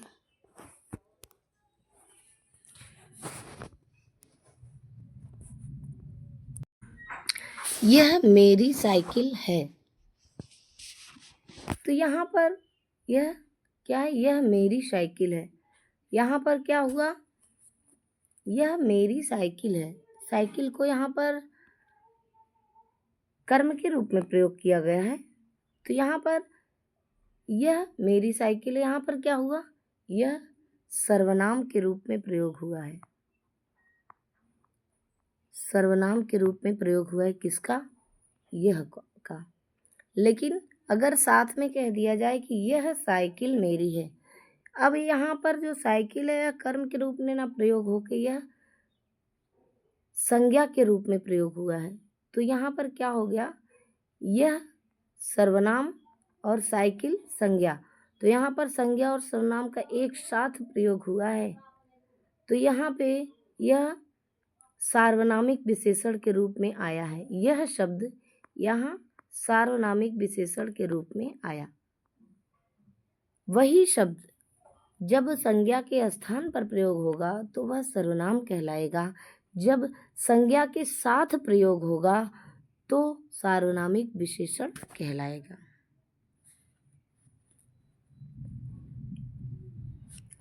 अब देख लेते हैं संख्यावाचक विशेषण और परिमाणवाचक विशेषण में अंतर।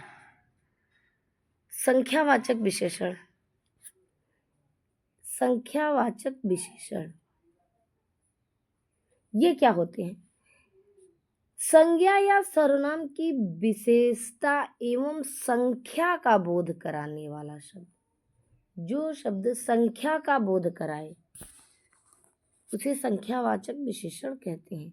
लेकिन परिमाणवाचक विशेषण जो क्या होता है, उसी संज्ञा और सर्वनाम की विशेषता के साथ साथ उसकी नाप तौल को बताता है। नाप और तौल को बताता है।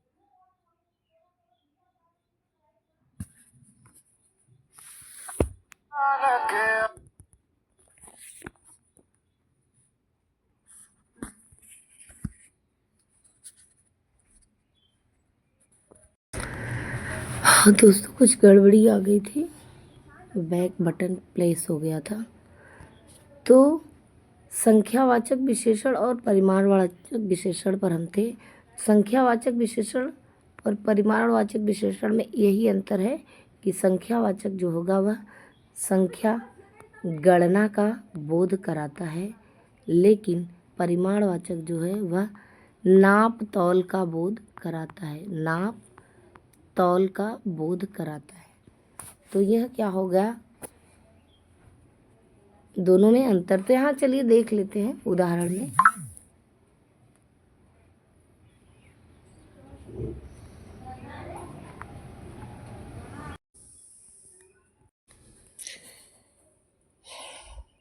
तो संख्यावाचक हमें संख्या या गणना का बोध और परिमाणवाचक नाप तौल का बोध कराता है।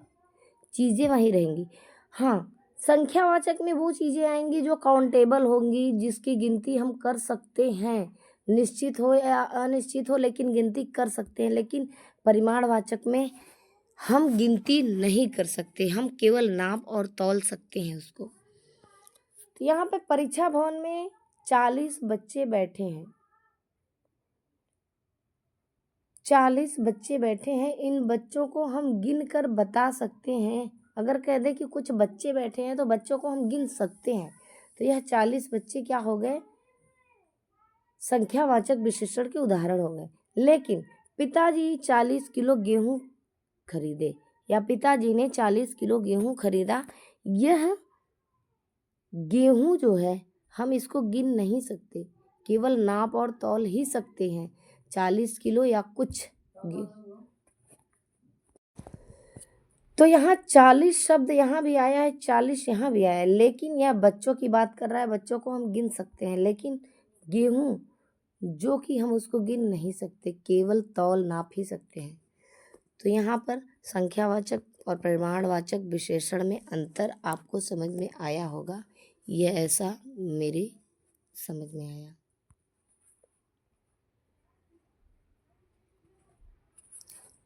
दोस्तों, अगर कभी हमारे सामने ये वाक्य आ जाए कि बहुत सुंदर, गहरा नीला, बहुत काला, बहुत कठिन, तो ये जो हमने तो अभी विशेषण में केवल यही पढ़ा कि सुंदर, नीला, पीला, बूढ़ा, यही शब्द हमने पढ़े हैं विशेषण में।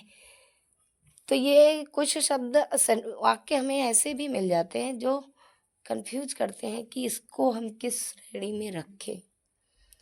तो यहाँ पे प्रविशेषण होता है। प्रविशेषण जो शब्द विशेषण की भी विशेषता बताते हैं, वाह, एक विशेषता तो संज्ञा और सर्वनाम की बताते हैं, वो विशेषण कहलाते हैं। लेकिन अब उस विशेषण की भी विशेषता कोई बताए तो वे प्रविशेषण कहलाते हैं। अर्थात संज्ञा और सर्वनाम शब्दों की विशेषता बताने वाले शब्दों की जो विशेषता बताएं वह प्रविशेषण होते हैं। जैसे शालिनी बहुत सुंदर है, हमने कहा अगर हम कहते शालिनी सुंदर है तो वह विशेषण हो गया। शालिनी सुंदर है, सुंदर शालिनी की विशेषता है। लेकिन शालिनी बहुत सुंदर है, उस सुंदरता में भी सुंदरता है, तो वह क्या हो गया, प्रविशेषण। उसने गहरी नीली कमीज पहनी, उसने नीली कमीज पहनी, यह तो विशेषण हो गया। लेकिन गहरी नीली कमीज पहनी, यह क्या हो गया, यह प्रविशेषण को बता रहा है। अर्थात विशेषता की भी विशेषता बताई जा रही है। तो दोस्तों, ये हमारे विशेषण हैं। विशेषण की 3 अवस्थाएं होती हैं। अभी तक तो हमने इसके भेदों को पढ़ा, लेकिन विशेषण की 3 अवस्थाएं भी होती हैं। एक तो होता है मूलावस्था,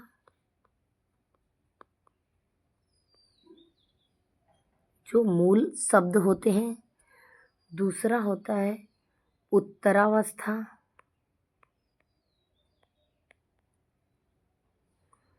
जो कि उस मूल अवस्था से थोड़ा ऊंचा होता है। इसके बाद फिर होता है उत्तमावस्था,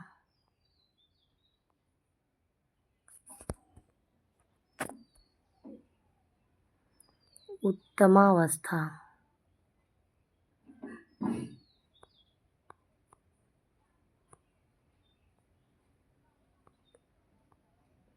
यहाँ पर मूल अवस्था, उत्तरावस्था, उत्तमावस्था, विशेषण की 3 अवस्थाएं होती हैं। अर्थात किसी भी वस्तु को हम विशेषण के आधार पर 3 अवस्थाओं में रख सकते हैं, जिसमें जैसे कहा कि वह मधुर बोलती है, हो गया मधुर, या शीला मधुर बोलती है।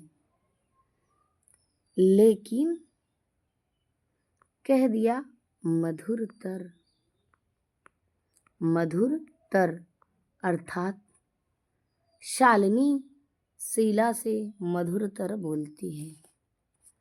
अब कह दे मोहिनी, एक लड़की है, वह मधुरतम बोलती है, मधुरतम बोलती है।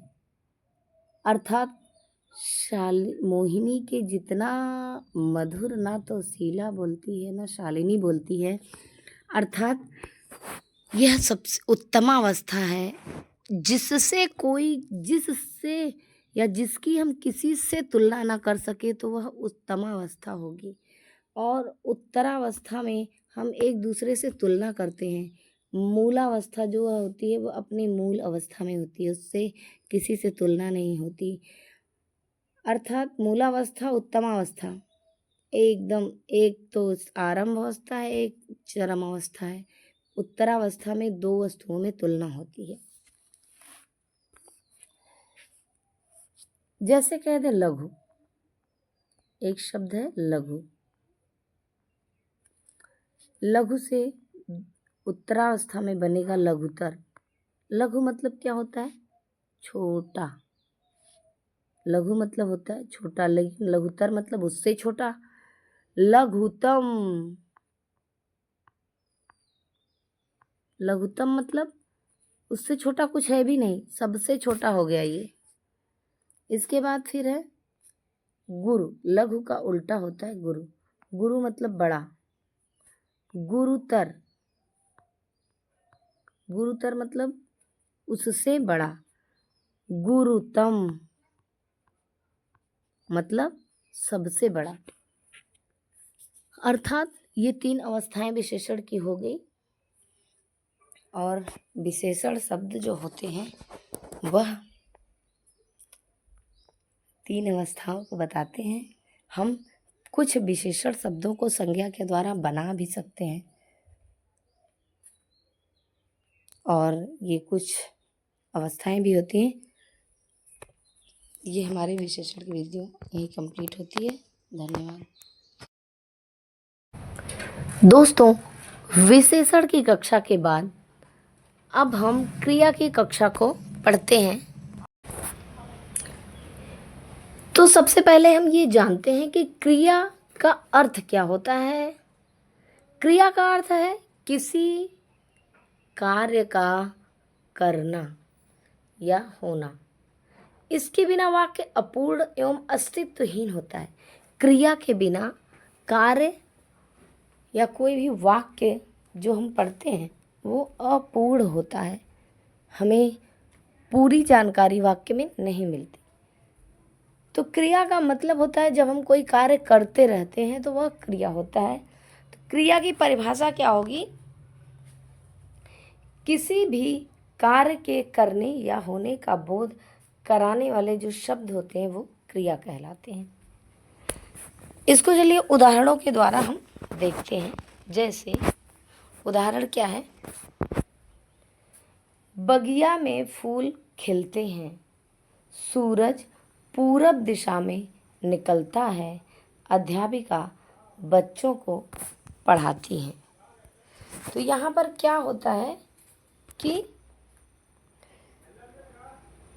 खिलना, निकलना और पढ़ाना, ये तीनों क्या हैं? क्रिया हैं। दोस्तों यहाँ पे हमें इस उदाहरण में बगिया में फूल खिलने अर्थात खिलने की क्रिया के होने का पता चल रहा है। सूरज पूरब दिशा में निकलता है, तो हमें यहाँ सूरज के पूरब दिशा से निकलने का ज्ञान हो रहा है। निकलना जो है वो क्रिया है, निकलने की क्रिया हो रही है सूरज की। और यहाँ पे तीसरे वाक्य में नंबर 3 में अध्यापिका बच्चों को पढ़ाती हैं, तो पढ़ाना भी एक क्रिया है। क्रिया के द्वारा ही कार्य संपन्न होते हैं। यहाँ पढ़ाने का कार्य अध्यापिका कर रही हैं, तो यह क्रिया हुआ। अर्थात हम ये कह सकते हैं किसी दूसरे शब्दों में कि कोई भी काम जब हम करते हैं तो वह क्रिया होती है। हमारे द्वारा किया गया कोई भी काम क्रिया कहलाती है, जिसे हम कार्य कहते हैं। तो क्रियाएं कुछ होती कैसी हैं? कुछ क्रियाएं स्वयं घटित होती हैं और कुछ क्रियाएं संपन्न होती हैं हम मनुष्यों के द्वारा, और कुछ क्रियाएं स्वयं संपन्न होती हैं वो प्रकृति के द्वारा होती हैं, और जो संपन्न होती हैं उसे हम लोग करते हैं। तो जैसे तारे चमकते हैं तो यहाँ पर जो चमकने की क्रिया है वह प्राकृतिक है, प्रकृति द्वारा हो रही है। तो यह स्वयं होती है, अपने आप होती है, स्वयं घटित होती है। तारों का चमकना फिर न चमकना, चमकना फिर, वो अपना सबका समय निर्धारित है, आने पे वो चमकने लगता है। माँ खीर बनाती है, तो माँ के द्वारा खीर बनाया जा रहा है, यह कार्य संपन्न किया जा रहा है। तो यहाँ पर दो प्रकार की क्रियाएं हो गई, एक तो प्रकृति वाला जो कि खुद संपन्न होते हैं, और एक किया जाता है, संपन्न किया जाता है हम मनुष्यों द्वारा। वाक्य में क्रिया पर कुछ असर भी पड़ते हैं, तो उस असर पड़ने पर क्या होता है, तो क्रिया पर लिंग, वचन और काल का प्रभाव पड़ता है। ये विकारी शब्द के अंतर्गत आता है क्रिया, जो कि लिंग, वचन और काल के अनुसार बदलता रहता है। तो लिंग, वचन, काल का इस पर असर पड़ेगा, प्रभाव पड़ता है। चलिए कुछ शब्दों में हम देख लेते हैं एक आध उदाहरण के द्वारा कि लिंग का प्रभाव कैसे पड़ता है। जैसे एक उदाहरण है लिंग के लिए, लिंग का प्रभाव। तो यहाँ पे क्या होता है, दो वाक्य हैं। एक है नमन पढ़ रहा है,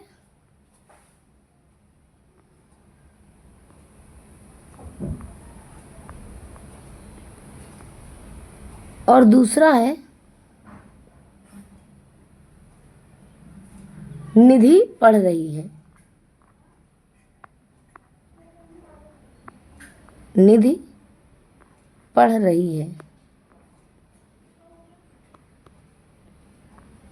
तो ये दोनों वाक्य जो हुए, पढ़ रहा है और पढ़ रही है, लिंग का प्रभाव है इस पर, क्योंकि नमन पुल्लिंग है और निधि स्त्रीलिंग है।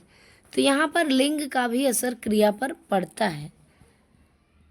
फिर इसके बाद वचन, जैसे लड़की नाच रही है,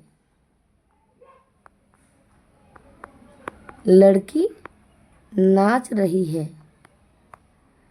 तो यहाँ लड़की नाच रही है, और दूसरा वाक्य हो जाए कि लड़कियां नाच रही हैं, लड़कियां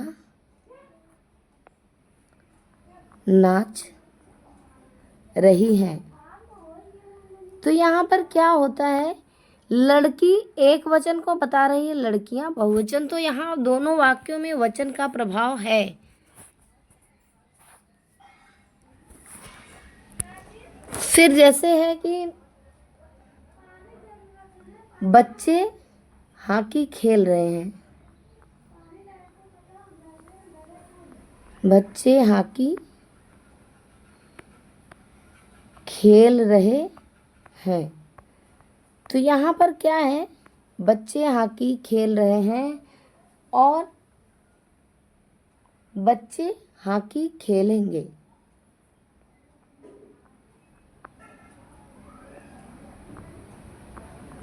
बच्चे हॉकी खेलेंगे। इन दोनों वाक्यों में क्रिया काल का प्रभाव है। बच्चे हॉकी खेल रहे हैं वर्तमान काल का वाक्य है, और बच्चे हॉकी खेलेंगे यह भविष्य काल का वाक्य है। तो ये दोनों वाक्य काल से भी प्रभावित हुए हैं। परिभाषा जानने के बाद अब हम भेदों को देखते हैं कि क्रिया के कितने भेद होते हैं। तो क्रिया का भेद करने से पहले विद्वानों ने क्रिया के भेद का आधार बनाया, जिसमें उन्होंने दो आधार बनाए। पहला आधार होता है कर्म के आधार पर, और दूसरा आधार होता है रचना के आधार पर। तो कर्म के आधार पर भी क्रिया का विभाजन होता है, और रचना के आधार पर भी होता है। तो देखते हैं कर्म के आधार पर क्रिया के कितने भेद होते हैं। तो यहाँ कर्म के आधार पर क्रिया के दो भेद होते हैं। कौन कौन से दो भेद हैं क्रिया के? एक तो अकर्मक क्रिया है और दूसरा सकर्मक क्रिया है।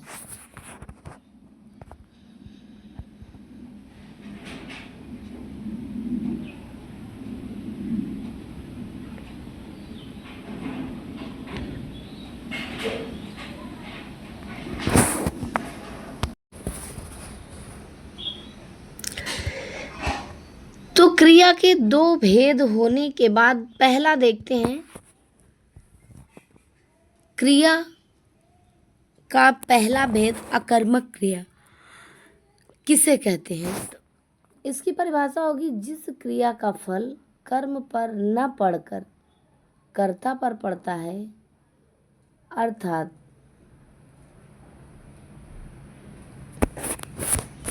वाक्य में जिस क्रिया का कोई कर्म नहीं होता वह क्रिया अकर्मक क्रिया कहलाती है।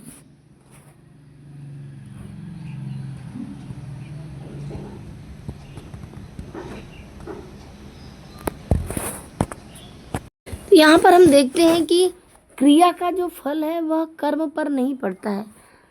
वाक्य के 3 अंग होते हैं।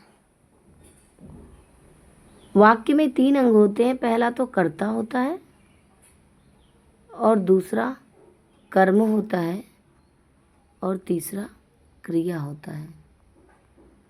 तो कर्ता जो होता है वह कार्य को करने वाला होता है। कर्म जो होता है इसी पर क्रिया का प्रभाव पड़ता है। ये एक दूसरे से डिपेंड है। ठीक है।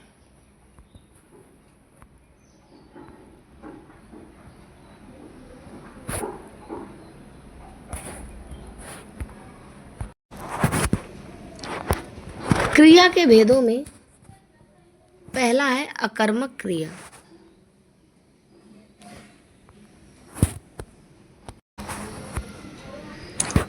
जिस क्रिया का फल कर्म पर न पड़कर कर्ता पर पड़ता है वह अकर्मक क्रिया होती है। अर्थात वाक्य में जिस क्रिया का कोई कर्म नहीं होता वह क्रिया अकर्मक क्रिया कहलाती है। वाक्य के 3 भाग मैंने बताए, कर्ता, कर्म और क्रिया। तो यहाँ पर कहते हैं कि कर्ता क्रिया का फल या प्रभाव जब कर्म पर नहीं पड़ता है तो वह और कर्ता पर पड़ता है तो वह अकर्मक क्रिया होती है। इसको उदाहरणों के द्वारा देखते हैं।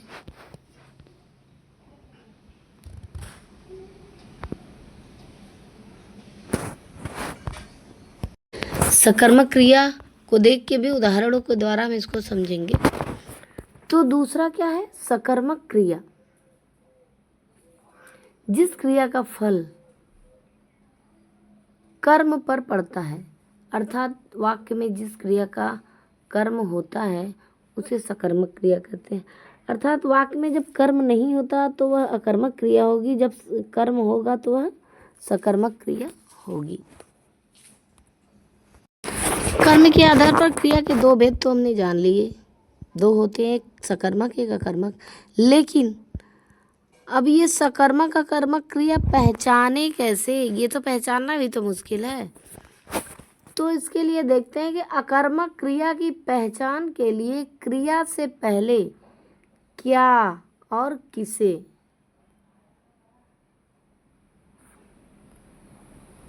क्या और किसे, ये दोनों शब्द लगाकर क्या करते हैं, हम क्रिया की पहचान कर सकते हैं। और उत्तर मिलने पर क्रिया सकर्मक क्रिया होगी तथा उत्तर न प्राप्त होने पर क्रिया अकर्मक क्रिया होती है।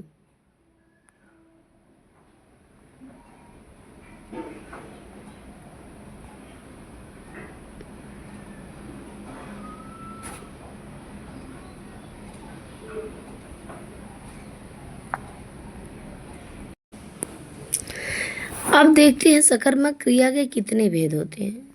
अकर्मक क्रिया का तो एक ही कर्म होता है, लेकिन सकर्मक क्रिया जब सकर्म है तो उसके भेद भी होते हैं। तो सकर्मक क्रिया के 2 भेद होते हैं।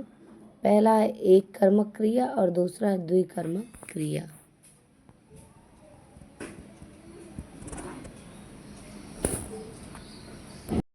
तो ये एक कर्मक और द्विकर्मक क्या होते हैं, चलिए इसे देखते हैं। एक कर्मक क्रिया, जिस क्रिया का केवल एक ही कर्म होता है उसे एक कर्मक क्रिया कहते हैं। जिस क्रिया का केवल एक ही कर्म होता है, उसे हम अकर्मक क्रिया, एक कर्मक क्रिया कहते हैं। तो यहाँ पर उदाहरण दिया गया है, जैसे कि पिताजी पत्रिका पढ़ रहे हैं, माँ जी खाना बना रही हैं। यहाँ पर पिताजी पढ़ रहे हैं, लेकिन क्या पढ़ रहे हैं? पत्रिका पढ़ रहे हैं। माता जी बना रही हैं, क्या बना रही हैं?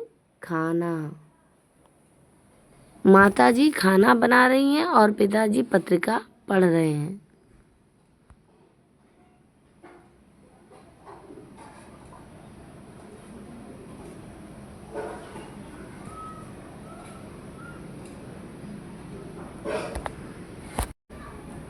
यहाँ पर क्या है? पिताजी पत्रिका पढ़ रहे हैं और माँ जी खाना बना रही हैं। तो यहाँ पर पढ़ने का कार्य का प्रभाव पत्रिका पर पड़ रहा है और बनाने का कार्य खाना पर पड़ रहा है प्रभाव। अब आता है द्विकर्मक क्रिया। द्विकर्मक क्रिया क्या होता है? जिस क्रिया के दो कर्म होते हैं उसे हम द्विकर्मक क्रिया कहते हैं। मतलब दो कर्म, मतलब अर्थात दो कर्म होते हैं। तो चलिए ये दो कर्म को हम उदाहरणों के द्वारा ही समझ सकते हैं। जैसे क्या है? सारिका ने सोनम को साड़ी दी, सोनम को साड़ी दी। यहाँ पर सारिका ने सोनम को साड़ी दी। और दूसरा वाक्य है, दादी ने बच्चों को कहानी सुनाई। तो इन दोनों वाक्यों में क्या होता है कि पहले वाक्य में सोनम और साड़ी, सोनम और साड़ी ये दोनों कर्म हैं। और दूसरे वाक्य में दादी ने बच्चों को कहानी सुनाई। तो इसमें क्या है? बच्चा, बच्चे और कहानी ये दो कर्म है। तो यहाँ पर एक तो बच्चा और कहानी, दूसरा सोनम और साड़ी। तो लेकिन ये जो द्विकर्मक क्रिया होती है, द्विकर्मक क्रिया में जो दो कर्म होते हैं इसकी विशेषता होती है। कैसे हम जानेंगे दो कर्म है? इसमें जो आपका पहला कर्म होता है वो क्या होता है? सजीव होता है, एक सजीव होता है, सजीव होता है। लेकिन जो दूसरा कर्म होगा आपका वह गौण कर्म कहलाएगा तथा निर्जीव होता है। दूसरा निर्जीव होता है।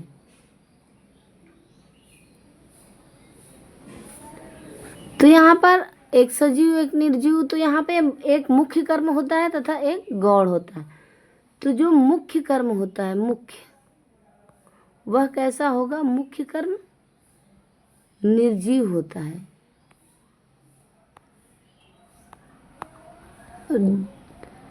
जो गौण कर्म होता है वह सजीव होता है, गौण कर्म।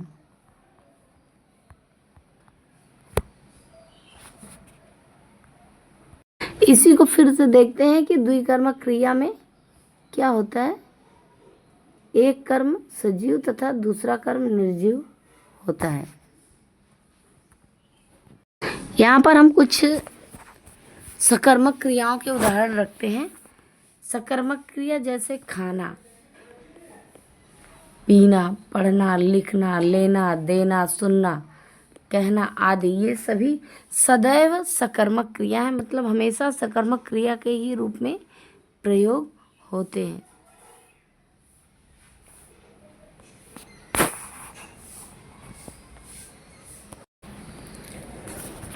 सकर्मक क्रियाएं ये अर्थात खाने का कार्य हम करेंगे तो हमारे हाथ पांव एक्टिव हैं, तो ये सकर्मक क्रिया है। पीना भी ये सकर्मक क्रिया है। पढ़ना भी सकर्मक क्रिया है। लिखना भी सकर्मक क्रिया है। लेना, देना, सुनना, कहना सब क्या है? सकर्मक क्रिया है। अर्थात जिसमें हम कार्य करते रहें वह सकर्मक क्रिया होगी। दोस्तों अभी तक तो हमने पढ़ लिया कर्म के आधार पर क्रिया के भेद, लेकिन अब जो दूसरा आधार है क्रिया के भेद का वह है रचना का आधार। तो रचना के आधार पर क्रिया के 5 भेद होते हैं, जिसमें सामान्य क्रिया, संयुक्त क्रिया, नामधातु क्रिया, प्रेरणार्थक क्रिया और पूर्वकालिक क्रिया आती है।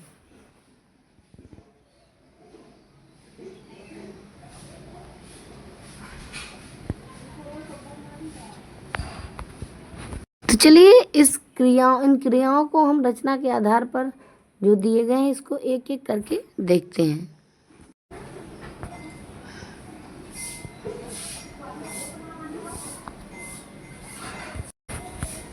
इसमें क्या है? सामान्य क्रिया। जब वाक्य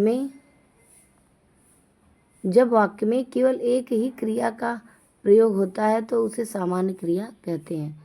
उदाहरण में जैसे मैंने किताब पढ़ी, पिताजी मिठाई लाए, पिताजी मिठाई लेकर आए थे, और मैंने किताब पढ़ी, तो यहाँ पे क्या है? एक ही क्रिया का प्रयोग हुआ है, तो यह सामान्य क्रिया का अंतर्गत आएगा।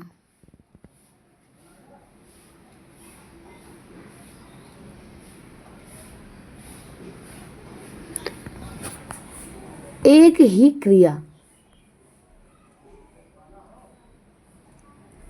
तो यह सामान्य क्रिया होगी। अर्थात वाक्य में जब केवल एक ही क्रिया का प्रयोग होता है तो वह सामान्य क्रिया कहलाती है।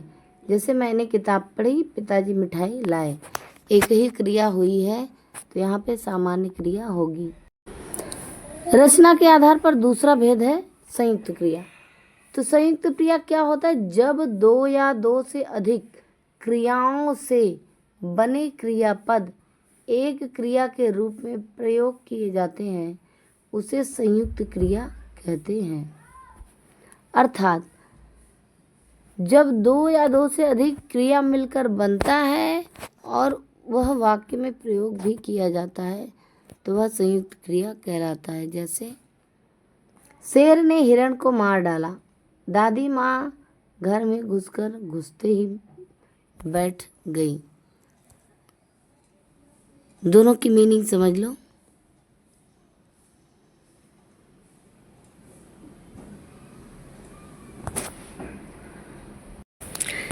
फिर इसके बाद है नामधातु क्रिया। नामधातु क्रिया क्या होती है? संज्ञा, सर्वनाम तथा विशेषण शब्दों से प्रत्यय जोड़ने से बनी क्रियाएं नामधातु क्रियाएं करती है। अर्थात नामधातु क्रियाएं वे होती हैं जो संज्ञा, सर्वनाम और विशेषण से बनती है।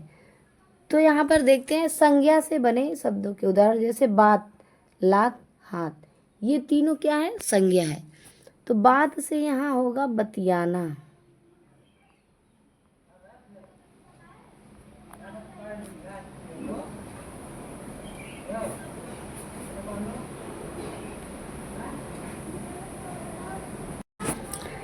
फिर ऐसे लात से होता है लतियाना, हाथ से होता है हथियाना।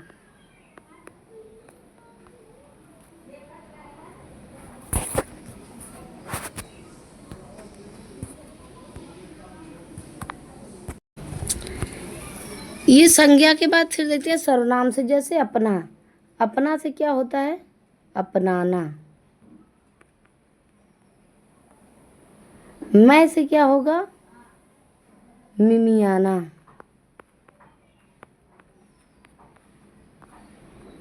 ये 2 उदाहरण, अपना और मैं जो है वो सर्वनाम शब्द हैं, तो इससे बनने वाले जो क्रिया शब्द होंगे तो वो सर्वनाम से बनने वाले क्रिया शब्द होंगे और नाम धातु कहलाएंगे।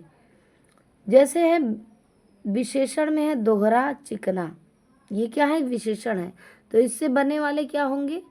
दोहरा से होगा दोहराना, और चिकना से होगा, चिकना भी क्या है? यह भी एक विशेषण है, तो इससे क्या होगा? चिकनाना, इससे बनेगा चिकनाना। फिर इसके बाद है भिन्न भिन्न। कुछ शब्द ऐसे होते हैं जो कि अनुकरणात्मक होते हैं लेकिन वह भी क्रिया के रूप में प्रयोग किए जाते हैं। जैसे भिन्न भिन्न का होगा भिन्न भिनाना।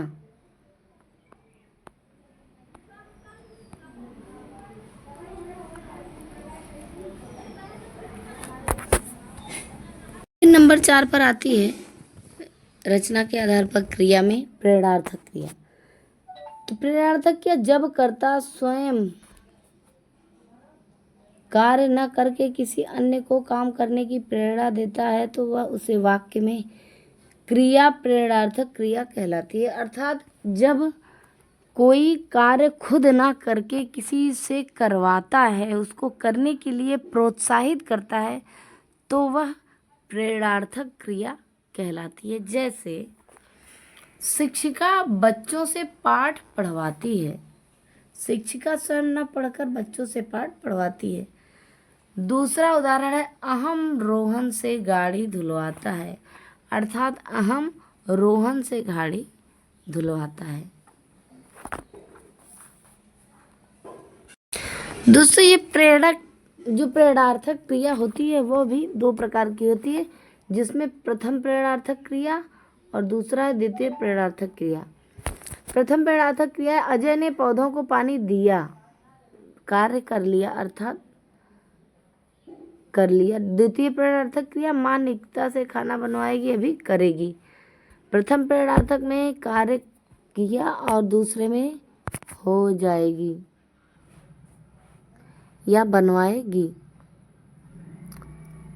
तो खुद से करना वह क्या होता है प्रथम प्रेरणार्थक और करवाना द्वितीय प्रेरणार्थक होगा।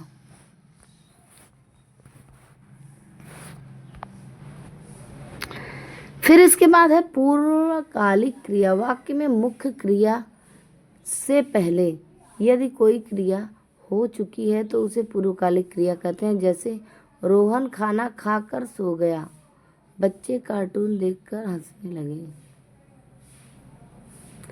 यहाँ पे क्या होता है, रोहन खाना खाकर सो गया अर्थात खाना खाकर रोहन सो गया और बच्चे कार्टून देखकर हंसने लगे, तो यहाँ पे जो पूर्वकालिक क्रिया है वह क्या है, उसको हम कर लगा के क्रिया में कर सकते हैं, तो यह पूर्वकालिक क्रिया हुई या पूर्व में कार्य होने का बोध होता है। जैसे दिया है नहा कर, खा कर, लिख कर, पी कर, दौड़ कर, बैठ कर, जाकर इत्यादि क्रियाएं क्या है, यह